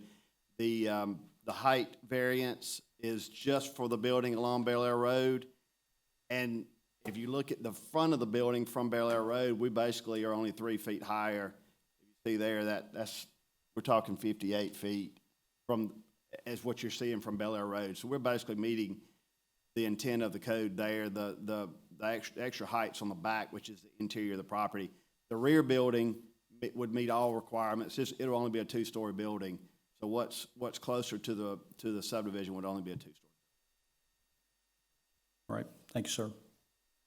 This is a public hearing, and yes, ma'am, this is, if you'd like to come back up, this is where you get to speak about the height. Please wait till you get the microphone. Just give us your name and home address again for the record. Lorena Wiggins, 221 Bel Air Drive. So my concern is the taller the building is, the less likely it's gonna not be seen from, the residential point of view. So the taller it is, we're gonna see it. With the grade of the property alone, how it drops 50 to 70 feet from the front to the back, no matter what they do, if people are in the third floor, they can look out the windows and see, the residents and the houses behind it. I mean, it's a little distance, but it's still, it's that sense of privacy, able to look at you. All right, thank you, ma'am. Yes, sir. Please come forward again, give us your name and home address for the record. It's Rick Wiggins, 221 Boulder Drive. If you could go back to the drawing, it shows the building, right? Go back, show me the back. So again, and I understand that the intent is to leave as much woods there as possible. But again, even with the height of the upper building, this tree line was left, say 20 to 30 feet of it. We wouldn't see it, they wouldn't see us. They wouldn't see me in my backyard. All right, I think you've made that point, sir. I don't think anybody wants to do that. I think you've made your point. Is there anything else you'd like to add? No, Thank that's you, it. sir. Thank you, sir. All right. All right, is there anyone else who'd like to speak either for or against this particular variance? Seeing none, I'll close the public hearing and accept a motion to approve with conditions, deny, or to table. Mr. Chairman, I make a motion to approve VA 21-10-05 with conditions. Do I hear a second? Second. Any discussion? All in favor? Motion to approve carries 5-0. Ms. Mystery, let's go to the variation file VA 211005. Yes, sir. This is for the same property. It's a variation to 90-96 Evanstown Center Overlay District. We have the same location and maps.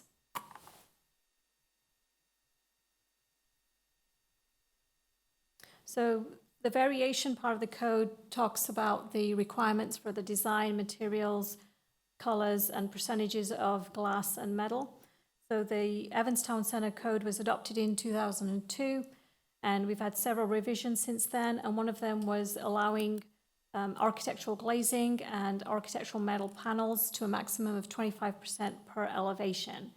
These are the ideas that are proposed by the applicant. At this stage of the design, the building has not been designed yet, and so that will happen further down the line if this is approved and that part of the work goes ahead. These buildings will be a modern office look. There'll be traditional materials in brick, stone, stucco, and then glazing and metal panels if they want to use that. And the request is to remove that 25% restriction. And staff is in favor of doing that with the acknowledgement that this is the type of building that they will design, which fits into most of the Evanstown Center area. And the next slide here is actually one medical building that was approved in 2009. They did want to use more glass on that one too, and it's on Town Park Boulevard. And it turned out pretty nice, I think, for the area, and that's the same concept that they want to use as well. Staff recommends approval for the variation with a condition that the Planning Commission shall approve the elevations prior to permitting. So you will see that again if this is approved. Okay. Gentlemen, any questions of staff? Is there, you have anything you'd like to add to this? All right, this is a public hearing. Is there anyone like to speak either for or against this particular variation? Seeing none, I'll close the public hearing and accept a motion to approve with conditions, to deny, or to table. Mr. Chairman, I'll be consistent. Make a motion we approve VA 21-10-05 for the variations with conditions that were just mentioned. Do I hear a second? Second. Okay, any discussion? All in favor? Motion to approve carries 5-0. Everybody doing okay, or do we need a break? I know y'all were talking about it earlier. All right, let's keep rolling. Mr. Butler, file RZ 211006. This is a request for a rezoning from M2 to M1 with a conditional use for our car wash at 1880 William Few Parkway on a 1.93 acre portion of 11.73 acres. This location of the property, the overall property is at the intersection of Chamblin and William Few Parkway. We're going to be talking about this end of the property this evening. So zone the property, again, everything around it's zoned M2. You do have some M1 all the way up here on Grimal Boulevard. An aerial view of the property itself and the existing site. Again, it's kind of in front of the John Harris Body Shop, the plat of the property, and a zoning plat showing the parcel that we're dealing with, and also the overall site plan for the request. So with the request itself, the reason they're going from M2 down to M1, they're decreasing the lot size below the 2 acre minimum for M2, so it requires a rezone down to M1. The conditional use for the car wash will be required whether it was M2 or M1. Overall, not a lot of concerns with the request. Car wash is actually a industrial use under our code. Technically, it is allowed in commercial areas as well. So the use itself, we have really no concerns with. There are some use provisions that go with it, but don't really apply in this situation. So no concerns with the request from that standpoint. Again, this shows you a representative photo. They don't necessarily have to build it that way. It's kind of showing us what it may look like. In terms of future developments, this is within the activity center. The Gateway Activity Center is part of the employment center of this. So you do have the mixed use one over here. So we kind of split those out in two different parts of the activity center with the most current revision. In terms of the employment center, allows for commercial uses, industrial. So this fits quite well within that. Due to all these factors, staff does recommend approval of the request. Please, staff recommendation. How many questions, staff? Is the applicant here? Yes, sir. Would you like to come forward and give us any additional information? Please give us your name and home address.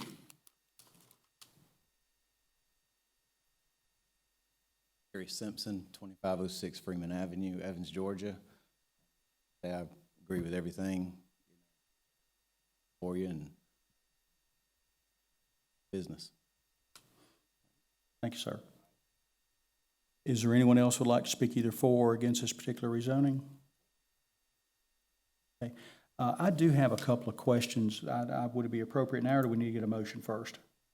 It involves traffic that may have an impact. I mean, you're probably going to have the applicant be questioned too, I would think. Okay. So I'll go ahead and ask it. Mr. Titus, can you give us an idea of what's going on here? Because I know that there have been some significant traffic issues here, and there's some studies that are in place, and I'd kind of like to hear what the plan is, because there's some significant issues and backups in this particular area right now. Sorry. So could we go back to the aerial? Perfect. So currently, traffic engineering and operations, along with road construction, are evaluating an issue that has come up due to some traffic pattern changes to where we're having a large, heavy left turn movement here. We do not have that much storage. So what that is doing is it's creating a backup. Define storage for me. Second lane. Right, left turn storage. So we only get, 3 to 5 cars in the left turn lane, but we have a larger movement. So there's more cars that are wanting to turn left than that lane can handle. So they back up into the through lane. Once you back up into the through lane, you stop the through traffic flow. And it's created an issue during peak hours, during the 5 and 6 p.m. hours, during the work week, to where traffic's actually backing up all the way up into Lewis Road. Staff is currently working through this now. We're looking at making some immediate improvements in the immediate adjacent areas to Chamberlain Road to try to do some select widening to increase that storage length to help that movement. We are currently engaging an engineering consultant to do an intersection control evaluation, determine what, if any, intersection improvements and are best for that, identify the optimal intersection improvement. Because of that, we're kind of in a due diligence fact-finding stage right now, but we do know an intersection improvement project that's coming. So we're trying to figure out what additional right-of-way needs may come up and identify those to the owners of the property now, so they make sure that goes into their planning. As well as we think it is prudent to point out that anybody that develops in this particular area, I don't know how to clear the screen wheel, how do I do that? Anybody that develops on this parcel, because of this pre-existing traffic condition, we are going to heavily scrutinize their trip generation study, which is required by the county's Project Access Improvement Guide. And any improvements that may be required in addition to what the county's already doing will be the responsibility of the developer. If additional turn lanes, left or right decel lanes are needed, that will be the responsibility of the developer. That'd be this. We're probably 6 weeks out from having the earliest recommendations from the study. And our goal is to have those recommendations before we program our next SPLOST. And through county management and commission approval, get this on the next SPLOST for the voters. So we're looking at The road widening for this section? Intersection improvements at Chamberlain and William Okay. Few. The road widening that's going to be right here is in its infant planning stages now. We're going to try to do it internally, design and construction with roads and bridges. 3 lanes or 4 lanes? Be 3 lanes. It'd be basically, I don't know if we can zoom in.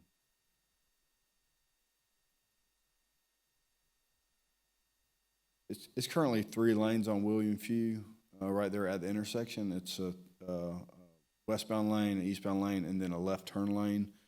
On the Chamberlain, it would be just dragging that left turn lane out this way, so we'd have a larger queue, larger storage. Gentlemen, you have any questions, Mr. Titus? What's the distance from Chamberlain to this Merchant's Way down here? I don't know. Anybody? Go to the zoning plat. It might be.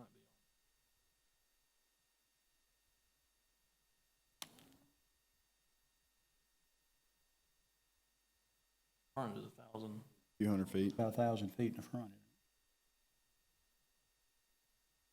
Couldn't tell you. Go back to the aerial, kind of give you an idea of where we're thinking widening is going to occur. The widening is going to occur between Chamberlain and about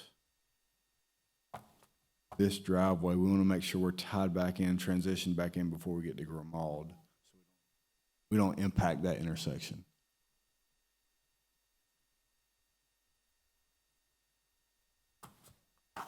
All right, A lot going on here now that we're still trying to plan for. Okay, all right. All right. If we get the applicant, step back up. Yes, sir. Would you mind coming back forward, sir?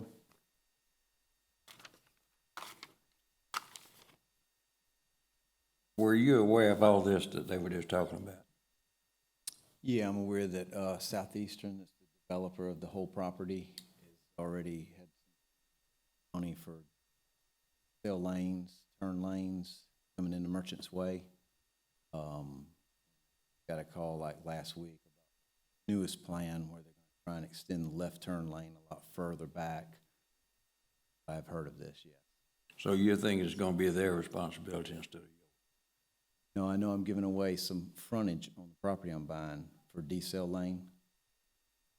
Way I Property understand coming it, into Merchant's Way. you as the owner, if your business generates additional trips, you could be responsible for paying for the turn lanes. Would that be correct? Or is it the developer? That's between, we'll go ahead. Goes back to him. It would be the responsibility of the new owner. Of the person generating not the county. Okay. I just want to get make hung with something that. Yeah, he and I have an agreement. He has plans for that. Who's he? section. Matt? Matt Mills, yes. Okay.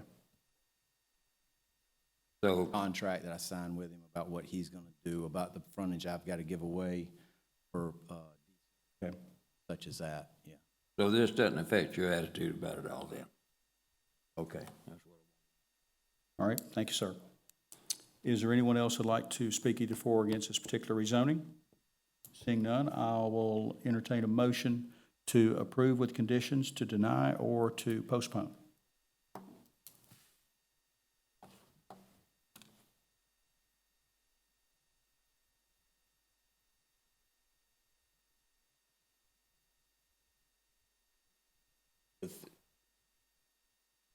gotta say this, with him already being aware of what we discussed and what was just brought up by Mr. Titus, I guess at this point, I don't see any real purpose in postponement by the fact that everybody understands what's going on. So are you gonna make a motion? You gonna step up, or you gonna sit over there? I'm just sitting here mulling it over, my friend. I'm just trying to think about it all.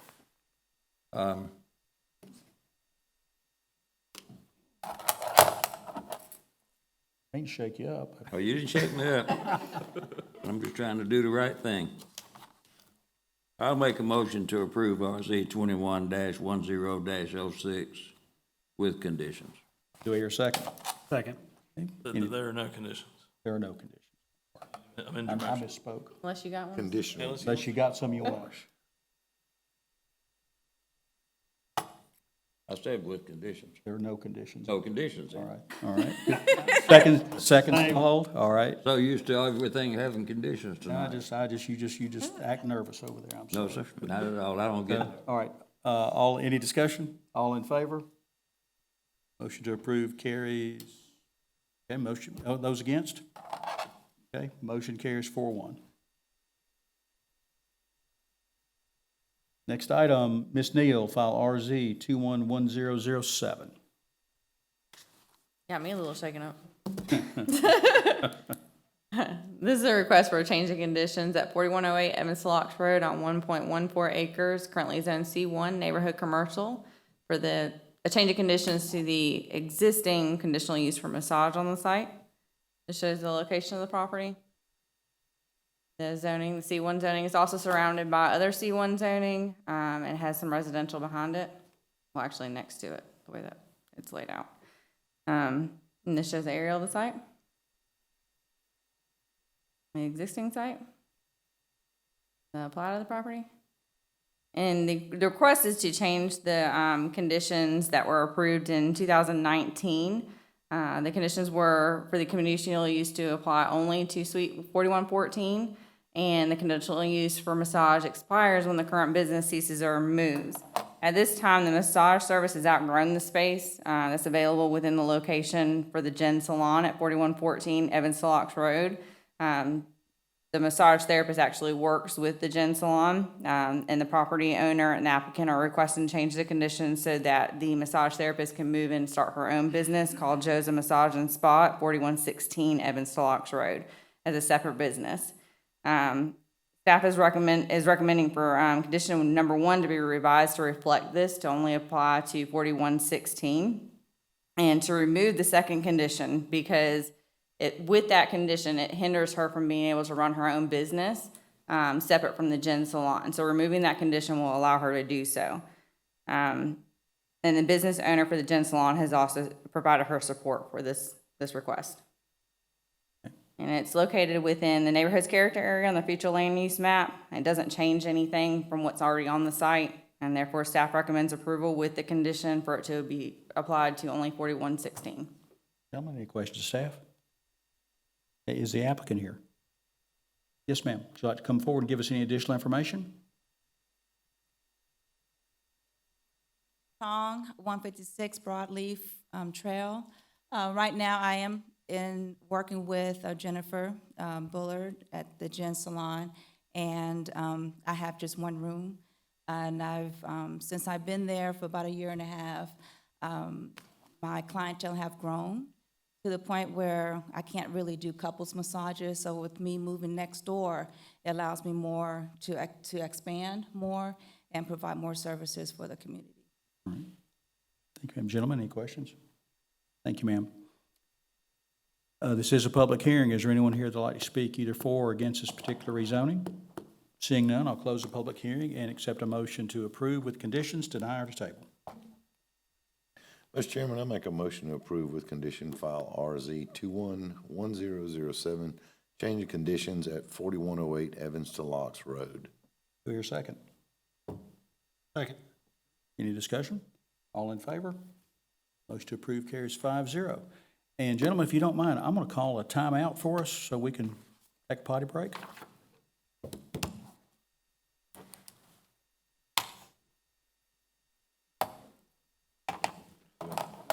That last one.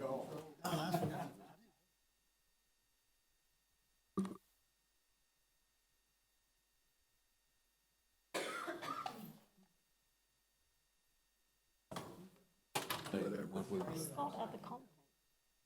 Oh, yeah. What these other people.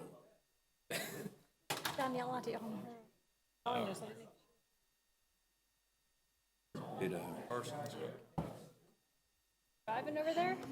after he agreed that he understood, then Yeah, wasn't that a fun history lesson? Write notes.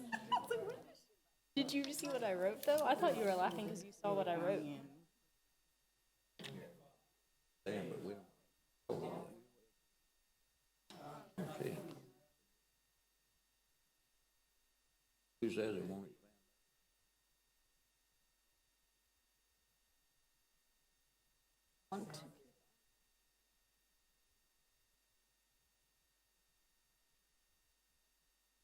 Two more It is, in a great location. Like it. Yeah. Yeah, nothing on our That's exactly right, and that's something we have to look No, but I'm just saying, like, worth I'm good. action. Vote against that thing. Did he just not see my hand and brought it back up? It's one of those that I'd rather, Last, I want that last vote. as possible. Has to be done, isn't it? I think you had him again. I did not want to.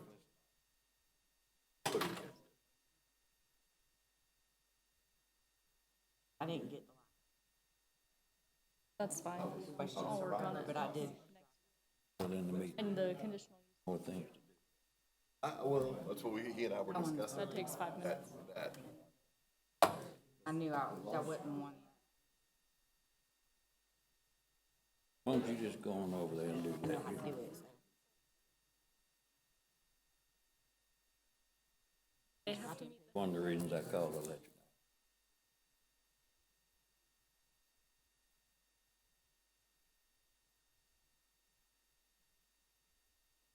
That's right. All calls.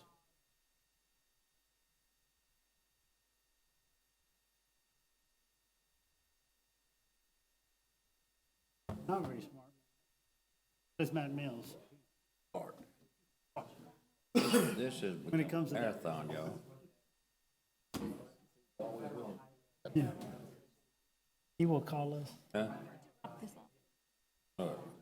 I'll just taking a break 10 minutes before we could have had it over with. Business now.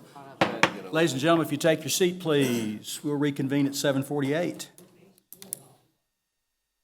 Ms. Montgomery, file VA 211001, variance section 90-53. Yes, sir. This is a variance request at 605 Spyglass Road in regards to the building setbacks. This property is on the east side of Spyglass Road within Westlake and is currently zoned R2 single-family residential. This is the aerial of the site showing the existing house, and you can also see, just barely, the existing concrete pad behind the house. The proposal is to build a deck that would extend over that concrete pad. There is a sewer line behind the property. You can see the plat from the original development on the right and our GIS mapping on the left. They don't quite agree. Water utility is in the process of figuring out exactly where that sewer line is. The weather kind of interfered with that today. They were hoping to get that done today. But there are some concerns that this proposed deck and concrete pad are extending towards that sewer line, possibly within the easement, depending on where the actual location is. And this is the existing house on the site. And we did receive earlier today yesterday, the proposed elevations for the construction. These have been reviewed by the HOA. We did receive written conditional approval from the HOA. Basically the construction itself and the design is okay, but the site plan needs some work. So this is the current site plan, and see this red circled area is actually showing the deck crossing over the property line at the moment. I did speak with the applicant about that earlier today. He did indicate that they would, of course, modify that to be on the property. Property owner has also been exploring the possibility of purchasing additional property, which would then potentially mitigate the variance issues, although not necessarily the water utility and the easement encroachment issues. So there's a little bit up in the air yet with this proposal, and staff is recommending postponing the review of this request. Do you have an idea how long you'd like to see this postponed? I think 2 weeks should be sufficient. Okay. All right, gentlemen, do you have any questions? Is the applicant here? Yes, sir. Would you like to come forward and give us any additional information? Please give us your name and home address. Joseph Holmes, 3519 Westlake Drive. The plan will be to, if Westlake or the country club allows us to purchase property, then we'll do so. We actually reached out to them like 3 months ago to try to do that with no response. Tuesday, actually, they reached out to me with the new property manager of the club. He had got wind that we were looking to do this 3 months ago. New director. They have approval. He says they don't have any kind of issue with it. Obviously, it has to go through the chain top to see if it's going to go through. So if that does happen, then we will purchase the additional property. I think at this point, we're just going to move through with the variance and get it all approved. And if we do get to do the purchase, then that also go through as well. But it could take, you know, a month or two to get approval. Club, so we're just going to move. Okay. Gentlemen, any questions? All right, thank you. This is a public hearing. Is there anyone here that would like to speak either for or against this particular variance? Seeing none, I'll close the public hearing and accept a motion to approve, deny, or to table. Mr. Chairman, I'll make a motion to postpone file VA 211001. Variance to reduce the rear setback at 605 Spyglass Road to the October 21st Planning Commission meeting. Do I hear a second? Second. Any discussion?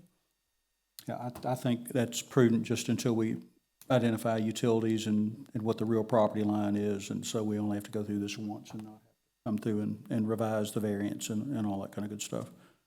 So, any other discussion? Okay, all in favor? Okay, motion passes 5-0 to postpone to October 21st. Ms. Mystery, got a variance, file VA 211002. Yes, so this is a variance for 3508 St. Andrews Way in Westlake on 0.54 acres, and the current zoning is R2, single-family residential. This is a variance to section 90-53, list of lot and structure requirements to reduce setbacks. Here is the location on the corner of St. Andrews and Westlake Drive. Here is the zoning, which is mostly R2, and some of Westlake is PUD. This is a close-up aerial showing the house on the corner lot.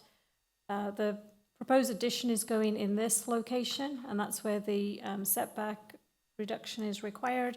There is a pool and a pool house here, an addition that was done in 2005 as well. Here is the plat and a photograph of the existing house as it looks on the corner. And this is the proposed plan. So the red line is the 30-foot minimum building line from the property line, and the addition, which is here, has a corner that projects into that setback, approximately about 8 feet. So the request for the variance is a reduction of 10 feet. And here is the permit, the plan that was issued for the permit in 2005. That was for the pool and the pool house right here. That does show that the setbacks for that is 10 feet, but when we looked at the aerial a bit closer, it looked like those structures might be in the 10-foot setback, so we decided to include those in the variance so the homeowner doesn't have any issues in the future. Here is the drawing that shows the addition.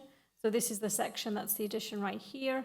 The owner has explained that the existing roof and chimney area in this area does cause some water problems, and the repairs haven't fixed that. So part of the addition is to change a roof line and make it look a little bit more balanced from the corner view. And staff is recommending approval with the following conditions. So building code has given us this one. All existing structures must meet the fire regulations and all the other building codes. Front setback to Westlake Drive is reduced to 20 feet from the property line. The existing structures are approved as part of this variance application. No future expansions of the existing structures may occur except in compliance with applicable setbacks. The elevations of the addition shall be generally submitted with any minor modifications approved by staff. And gutters and downspouts will be included on the addition, and stormwater will be directed away from the adjacent property. That concludes staff recommendation. Ms. Mystery, do we have any communications from the Westlake Homeowners Association regarding this? Yes, they have submitted in writing that they have approved this request. Thank you. Gentlemen, any questions, staff? Is the applicant here? Yes, ma'am. Would you like to come forward and give us any additional information? All right. This is a public hearing. Is there anyone here that would like to speak either for or against this particular variance? Seeing none, I will close the public hearing and accept a motion to approve with conditions, to deny, or to postpone. Mr. Chairman, I make a motion to approve with conditions file VA 21N02, variance to reduce the front and side setbacks at 3508 St. Andrews Way. Do I hear a second? Second. Okay. Any discussion? All in favor? Motion to approve carries 5-0. All right, our final item for tonight, Mr. Butler, you have the final word, file VA 211003. The final word, all right. There's a request for variance section 9-144C1, place of buildings and structures, to permit a fence over 8 feet in height, not 6 feet, at 3497 Greenway Drive. Physical location of the property, again, within the summit. The property does have 3 different setbacks on it. You got one on Furious Ferry, one on Whitney Drive, and one on Greenway Drive. And in terms of zoning, currently zoned R3. An aerial view of the property. You can see the fence we're going to be discussing this evening in the aerial view from a couple months ago. And also the plat of the property with that outline in yellow. And a sketch of where the fence was located, which is fairly accurate from the GIS, about 80 feet back from the center line of the road. So the applicant has submitted a quite extensive addendum with their request, which is excellent in this situation. So a lot of these are going to be from them, kind of showing kind of how they're framing their argument. It shows a view from the backyard on the Furious Ferry Road, and also the existing fence. So again, the fence is, so let me go back. So with this having frontage on an arterial, being a double frontage lot, I guess technically we could call it triple frontage if you wanted to, they are allowed to have an 8-foot high fence that runs along the whole outside of this neighborhood, essentially. They had one before that may have been 8 feet, but I don't believe it was.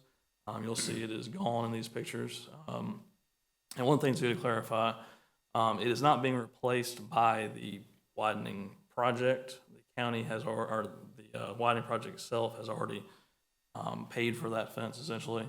The applicant did want to mention that he is going to put that fence back. So it's one that there was a little bit of confusion with how that was written in the staff report. I want to clarify that. Again, the project is not replacing it, but the applicant will. So again, going back to the request here. So this does show the fence as currently constructed. At its highest point, it's about 10.5 feet high. Kind of goes down a little bit, as you can see at the back of the property. The applicant did get a minor waiver back in, I believe, 2017 to reduce the building setback for the existing pool down to 94.5 feet. Again, the fence is not within that setback, or is well within that setback, about 80 feet from the property line, or from the center line, excuse me. Here's the existing site from Furious Ferry Road.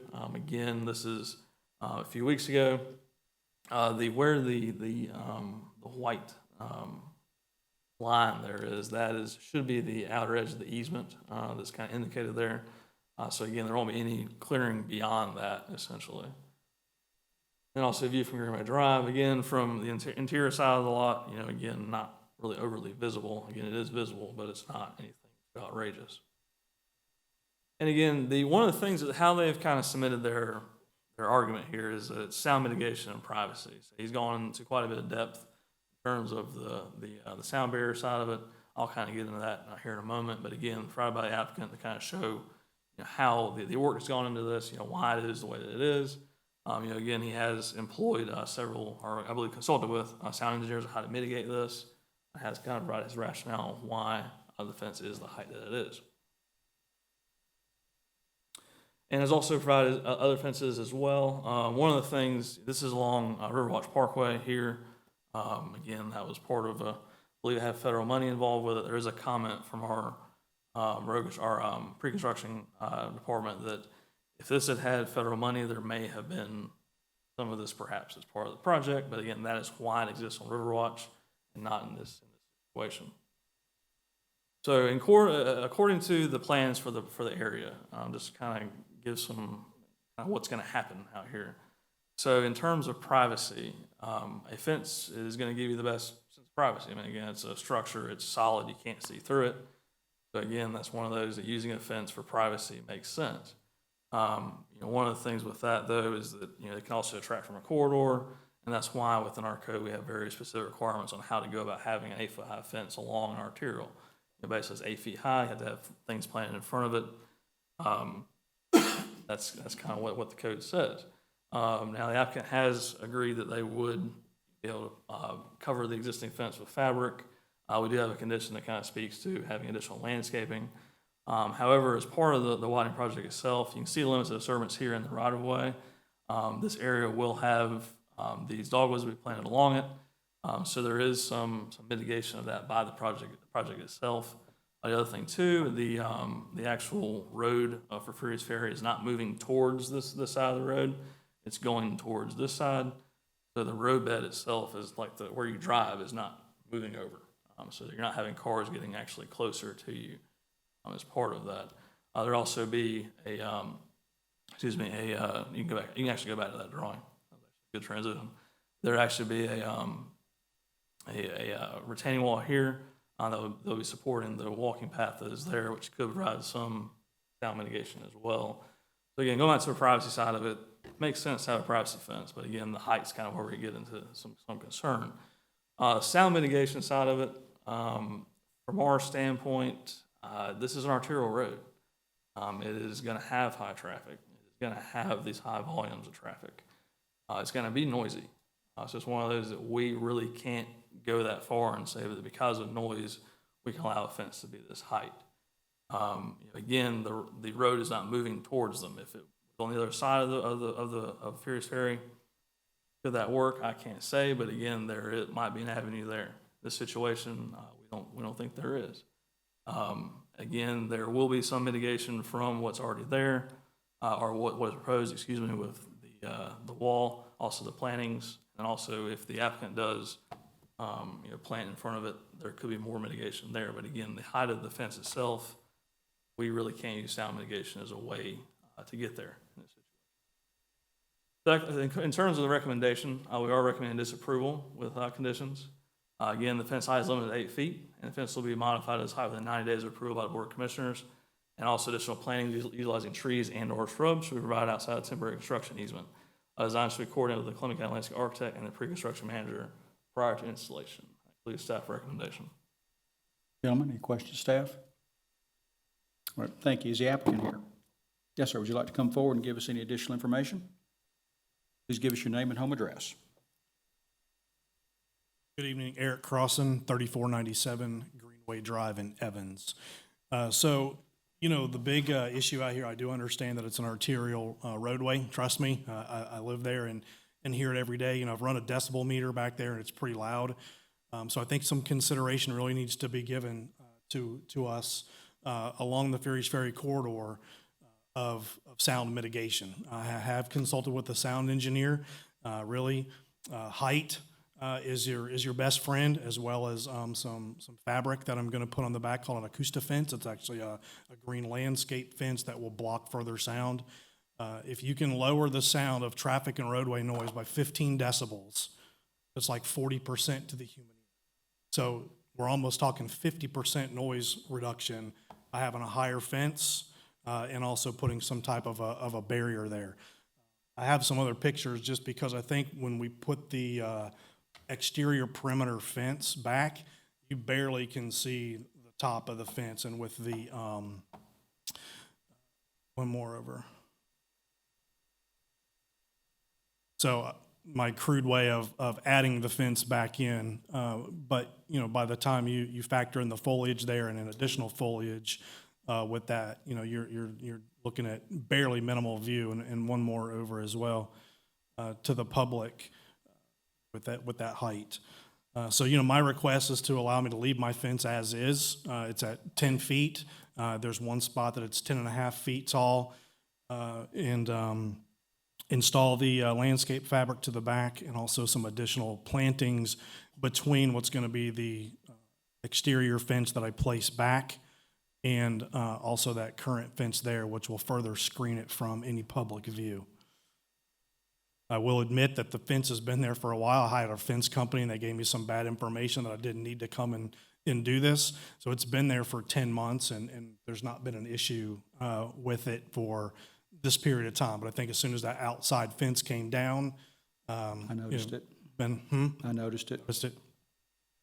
So my recommendation is for me to allow this for privacy, quality of life, and noise mitigation. And I appreciate your time. How long have you lived at this address? 7 years. 7 years? I've lived on Furious Fair for 20.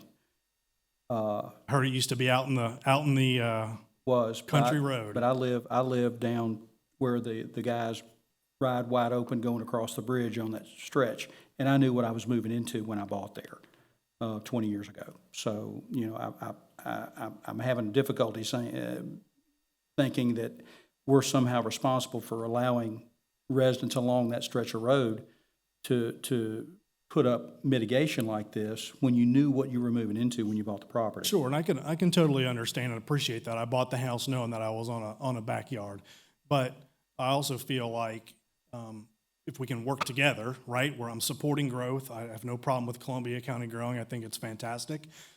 So why can we not work together to say it's not going to be zero sound? It's not going to be like I'm living out on the lake. I understand that, but anything we can do to mitigate sound. 10 decibels, 15 decibels, the sound engineer recommended a 16 high foot fence is what would do it. Obviously, that's not going to be something that's going to be, I think, attainable to anyone and not something that I wanted to do either.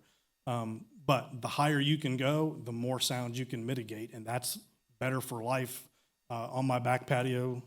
Hypothetically, if we approve this to stay as is, what kind of precedent do we set? And do we open Pandora's box with neighbors and for this approach to be used at various other places in the county? Sure. So it's one that, can you get your way out of it? Potentially you could. Again, you can very clearly define, here's why we are giving this variance. That's, in my opinion, what's simple to do, but it does open up a very clear, here's exactly why it was done, which may or may not be fine, but it's one of those that it could potentially. But it's, again, precedents are, you can get your way out of them if you want. Set it up where the first one you do is done very narrowly. That's exactly the only time we're going to approve it in these exact situations. Is it? If you do it, yes, but. Is it correct to say that the fence companies led you folks to believe that the 10 feet was legal? They actually quoted me for 12 feet in the invoice quote that I have, correct? And they know better? I would assume so. I mean, They do. I've gotten an application. I'm not blaming you, I'm just saying they know better. Let me speak to that fence company. That fence company is going to court next week for this and other fences. Have they built? They built several along this corridor. So we've seen this variance and also the variance, the one that was also 14 feet high, or was supposed to be 14 feet high. Yes, that one. Same company, and then we have another one that's down the street from Mr. Crossan that's coming for you at the next meeting, also the same company. They're going to court. They're getting handled. I'll say that. Going to magistrate or superior? Don't know which one. Another point I would like to make is, I realize, and I didn't realize this until I actually went to meet with Will, that the issue is really the setback, right? So it's, I'm guessing, around approximately 15 feet further up into the setback. So theoretically, and y'all tell me if I'm wrong, I could take my current 10-foot fence down and slide it back 15 feet onto my easement and build it 10 feet, 12 feet No. right? Because it wouldn't be in the setback any longer. No. Is that correct? So if you reduce your building setback to 94 feet, 6 inches, so yeah, you could move it back to that, where that point is. Yeah, you could do it on that one side. It hasn't been given on, what's the other, what's next to you? Whitney Drive hasn't gotten them. But it doesn't. Revision. I know what I'm saying, if it did, you could. This is the landscape fabric. I just showed green, obviously not in a chain link fence, obviously. The other side is similar to what it would look like on the back side of the fence, but with the green fabric. This stuff is pretty cool stuff that's really supposed to, you know, help with exactly this, highway and invasive noise. So I think, you know, by the time you add greenery, another fence in front of it, and foliage, are we really gonna be seen by the public view? And your intent is to leave the fence in place even when the new fence is put up? Correct. Okay. What makes this more complicated too is it's a state road. Did anybody from the state tell you that this was permissible, or is it just the fence company that you dealt with? Yeah, the state didn't really, they came in and said, you know, we can, they didn't even, I paid for this fence. The money that they gave me Right. is the fence to return the perimeter fence, you know, that was taken down. So, you know, this one here is out of pocket. I'm glad I did it. I mean, if we didn't have anything, we'd be seeing right into my backyard, and, you know, it's doable. I mean, we've made to live back there, and, you know, built a pool house and have a nice area. But again, it's intrusive, and I think traffic is going to increase. And so I'm asking the commission for any help that they can give to help us to mitigate sound and in a way that I don't think impacts other residents. What it's done is create a mess all up and down Ferry Road. Guess that's a sign of progress to a point, but I mean, I hate to see as much as you do. Yeah, and you know, we understood that at some point they were going to do this. 7 years ago, we heard they were going to do it in a year from when we moved in. You know, now we're 7 years down the line, and they're saying it's going to be done in 4 years. I don't think it's going to be done in 4 years. All depends on utilities. That takes the longest is to remove the utilities, because you have to wait on them. And I sympathize with you. I'm not looking forward to when they start closing the road, because I've got no other way to get anywhere except going out to Pollard's Corner or going to Sportsman's Corner to get in town. And again, the whole point of my doing this was to slide it back as far as possible, hide it behind as much. Didn't want it to be obtrusive to anyone, but really to provide some increased noise reduction and privacy for my home. Thank you, sir. Is there anyone else who would like to speak either for or against this particular variance? Yes, sir. Please come forward. Give us your name and home address. Hi, I'm David Squires, 3505 Greenway Drive, one of their neighbors. I've lived there 18 and a half years. I have 8 kids, 5. I'm a physician in town. And I would kind of just think back to the 1960s when people first started talking about smoking causing cancer. And they were laughed. Nobody believed that smoking could contribute to cancer until actually some data came out showing that it did, and then a lot of data came out showing that it did. I'm all for progress in Columbia County. I love the growth. But I think in their rush to widen the lanes on Fury's Ferry, they didn't take into account any of the health benefits or detriments to widening that road and putting in, or lack of putting in, sound barriers. They were gung-ho to put in the widened road. There's lots of good to it, but nobody took into account the effects on health of having that much more noise there. The Federal Highway Association website, fhwa.dot.gov, talks about the importance of putting in barriers next to highways or roadways where the decibel level, where there's heavy traffic, where you cannot control what type of traffic is there. You can't reduce the number of trucks or anything else like that, because only trucks have they been able to reduce the decibels, and that's about 3 over the last 20 years. So typically the decibel level on major roadways, including Fury's Ferry, is in the 70 to 85 range, which it is here on Fury's Ferry. And that's particularly within about 50 feet to 100 feet of the road, which all these houses are. And so the guidelines recommend raising and putting a solid barrier between the roadway, as close to the roadway as possible without creating a tunnel effect for the people who are on the roads. A barrier that's not inappropriate, that doesn't look bad, but some solid barrier that is 4 feet above the level that you can see the road from, standing there, a normal-sized person seeing the road. When we stand in the backyards there right along Ferry's Ferry, we cannot have a normal conversation. Conversations are at about 60 to 65 decibels. The traffic on the road is between 70 and a little over 85 decibels. Going and barriers they have shown will reduce, if you can go 4 feet above the level where you can see the road, that can reduce the sound by about 15 decibels. And that reduces, as he's pointed out, the sound level that we hear by over 50%. That allows people to actually live in their backyard and use their backyard without having to yell and scream and have that chronic noise damage. Standing in a place where you have 85 decibels for hours on end does damage the hearing. And the more time you spend out there, the more damage it does cause to the hearing. So this affects children all along the road and affects adults along the road. If you were to stand in those backyards with just the traffic we have now, not the traffic we're going to have in 4 or 5 years, which will be more, the sound is very deafening. You have to yell to be in the backyard and talk, especially during rush hour. Have you built a wall like this in your backyard? What's that? Have you built a wall like this in your backyard? I haven't, but they did take 30 feet of my backyard and all 100 trees that were back there, including the fence, which I measured. The brick portion of the fence was 8 feet high and the wood portion was 7.5 feet high. That's all down, so I got nothing except I put a little wire fence because I can't put up a temporary fence until they finished clearing up and putting the silt fencing down because I talked to the guy in charge of it. So I can't even put a temporary fence. I put a little, some wire stuff there to keep my little kids from running onto the road. But, it is not pleasant to be in the backyard at all.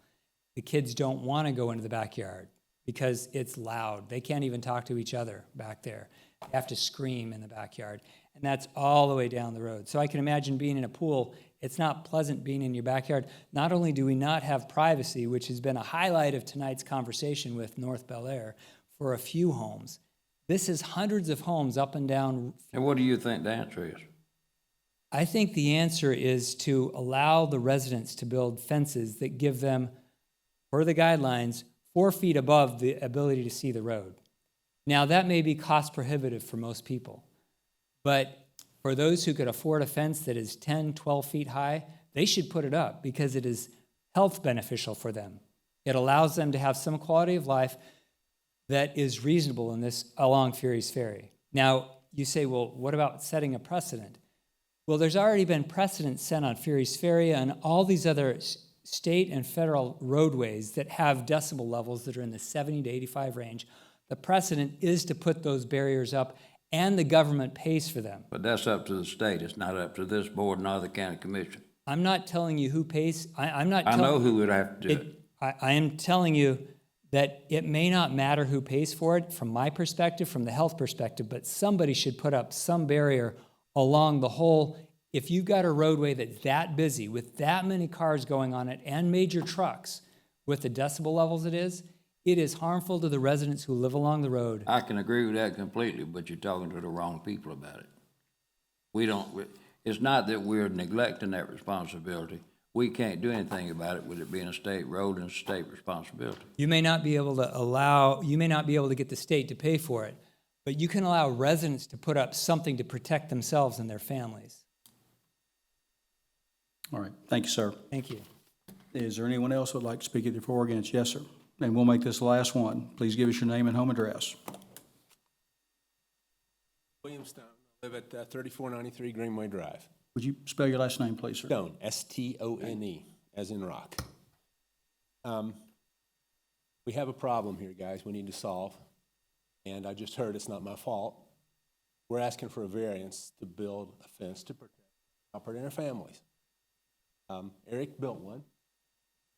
Did a nice job. I built one, just like Eric's.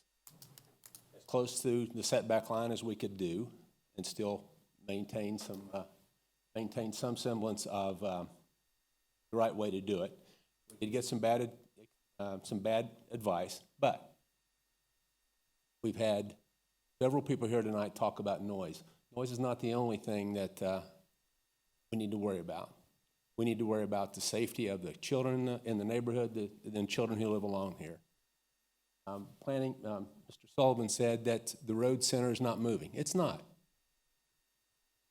But what is happening is there's a footpath there now creating foot traffic, and the foot traffic is about 6.5 feet higher than it was able to be now. It's easily accessible, open to anyone who can come along that road and stop after the road's built, come into the neighborhood. Now, you say, let's put up a perimeter fence. Okay, the perimeter fence cannot be built along most of this corridor without violating statutes. If a fence is 8 foot high and it's put on your property, and the retaining wall and the new grade is 10 feet high, 12 feet high, 14 feet high along that corridor, the perimeter fence is going to be below the grade with the 30-inch Jersey barrier.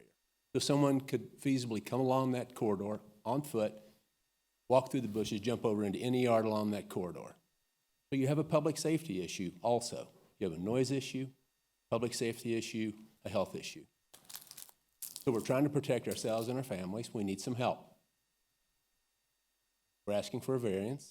I'll be in here in a couple of weeks arguing this with, you know what I'm going to be talking about. When you do the projections of what is going to be built along that roadway, the sight lines from the highway is not as important as the sight lines from the sidewalks and the accessibility of these properties on the sidewalks. All I need to say tonight. Thank you much. And with that, I'll close the public hearing and accept a motion to approve with any conditions, deny or to table.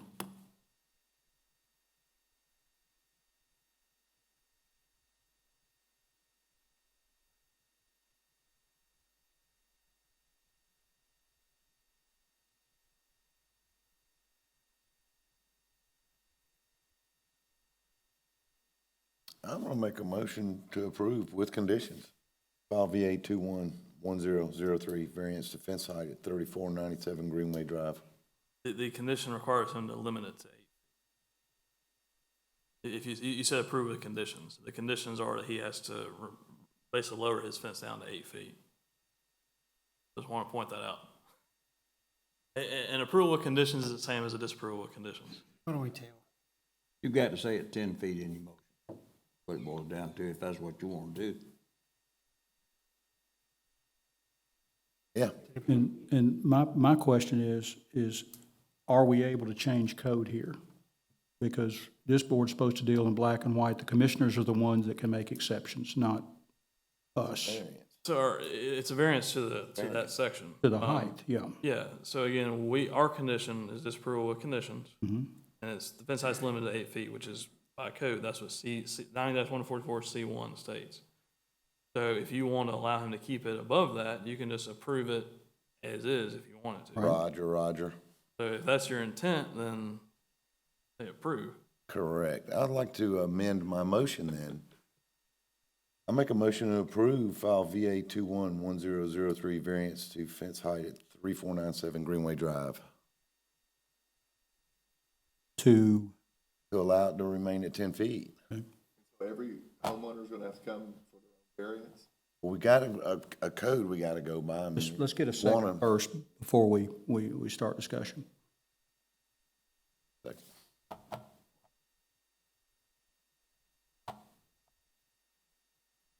I'll second. Okay.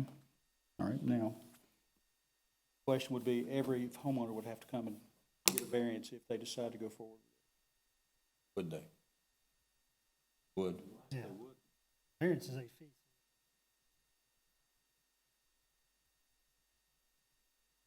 Better postpone this, I think it's better. discuss it. Pretty I big mean, they're asking decision. for help Yep. to What's mitigate the problem. That what is maybe- the postponement? Maybe we can, maybe we can't, but not look at, or I didn't look at it as the whole. Commissioners are going to be the one to be able to get help All we're doing is making a recommendation to the commissioners based on what we're hearing. Right, but we can't, how do we make a What don't you know? would be kind of, if I lived there, I'd have a problem with one person having 10 feet, 1.8, 1.6, 1.20. You know, so like study. I think we need to have a legal opinion about, I know, I agree with what you're saying, the commission is the ones that could change it rather than us. But we need to have an opinion of some sort. Can we forward it to the county commission, let them, and not passing the buck, but they're the ones that have the legal authority. Right. And let them make the decision. Yeah, are they gonna let this whole corridor of Fierce Fair Road go to 10 feet from, say, Evanstown Lock Road to wherever? My question is, if you have 50% of the people that do it and 50% that don't, what do you have? There's nothing consistent. That's my worry. I'm stuck on this. Just approve that yard, not this yard, because he never comes. Houses down this yard. That's why I think You gotta we're understand a little bit missing. more before you pass what, we're a recommending body, right? I What are think we I recommending? think we're remiss in taking a vote though on something that we don't really understand how much authority we do have to do it. So, I mean, the question of authority, you have an application before you for this one lot. Again, when it goes to the commission, they can then narrowly define it if they so choose. Again, we have a county attorney, he will be involved in it, he will get this before they do. So again, it's one that you absolutely have the authority to move on it. You've seen everything that's been presented by us, the applicant. I mean, again, the question of precedent is one that we can talk to it. Any of us, any planning staff can talk about precedent, but at the end of the day, it's up to the county attorney to say, okay, here's what I think is a problem. Here is how we narrowly define this. Mr. Stone, his application is very different from this one. I'll go ahead and say that because I'm also doing it. They're very different. That's why how I'll end that. They're very different in how they both function. But again, passing on the commission is not an issue with however you deem your recommendation is. I wish, I'll say this just for conversation. I sympathize completely with your problem. And I wish we could snap our finger and say, yes, everybody can do it 10 feet. But I don't think it's that simple. And I don't really have the answer, personally. So that's kind of where I'm concerned. If I could do it, I would do it right this minute, but I don't think we've got the authority to do that. Well, that's what I'm thinking, postpone it. What do you study? Questions?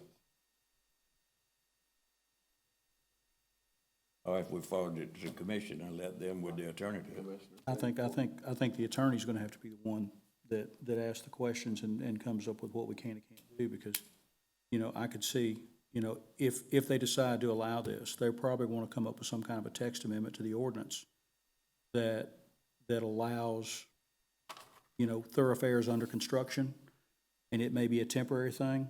It may be the kind of thing where during construction, they can leave it at 10 feet, but after construction, they may have to reduce it to 8. I don't know. Here's a thought. Let's make a motion in a second.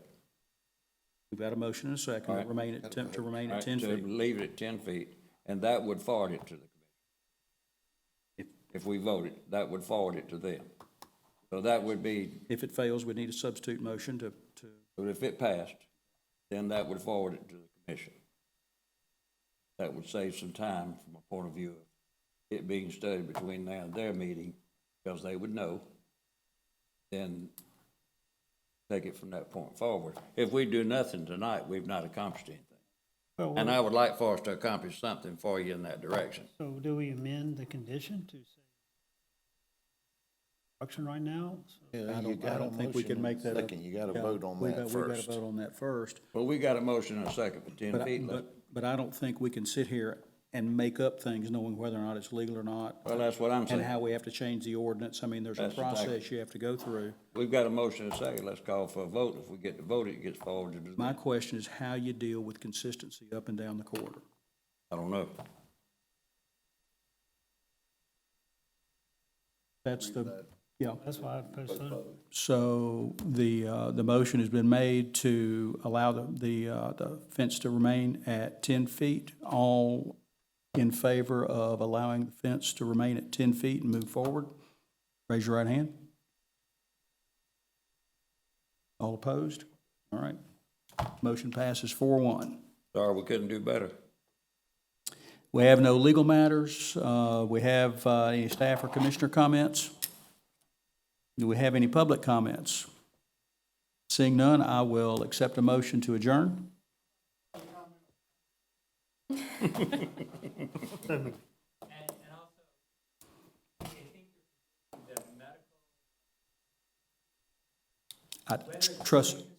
Trust me, the state don't care.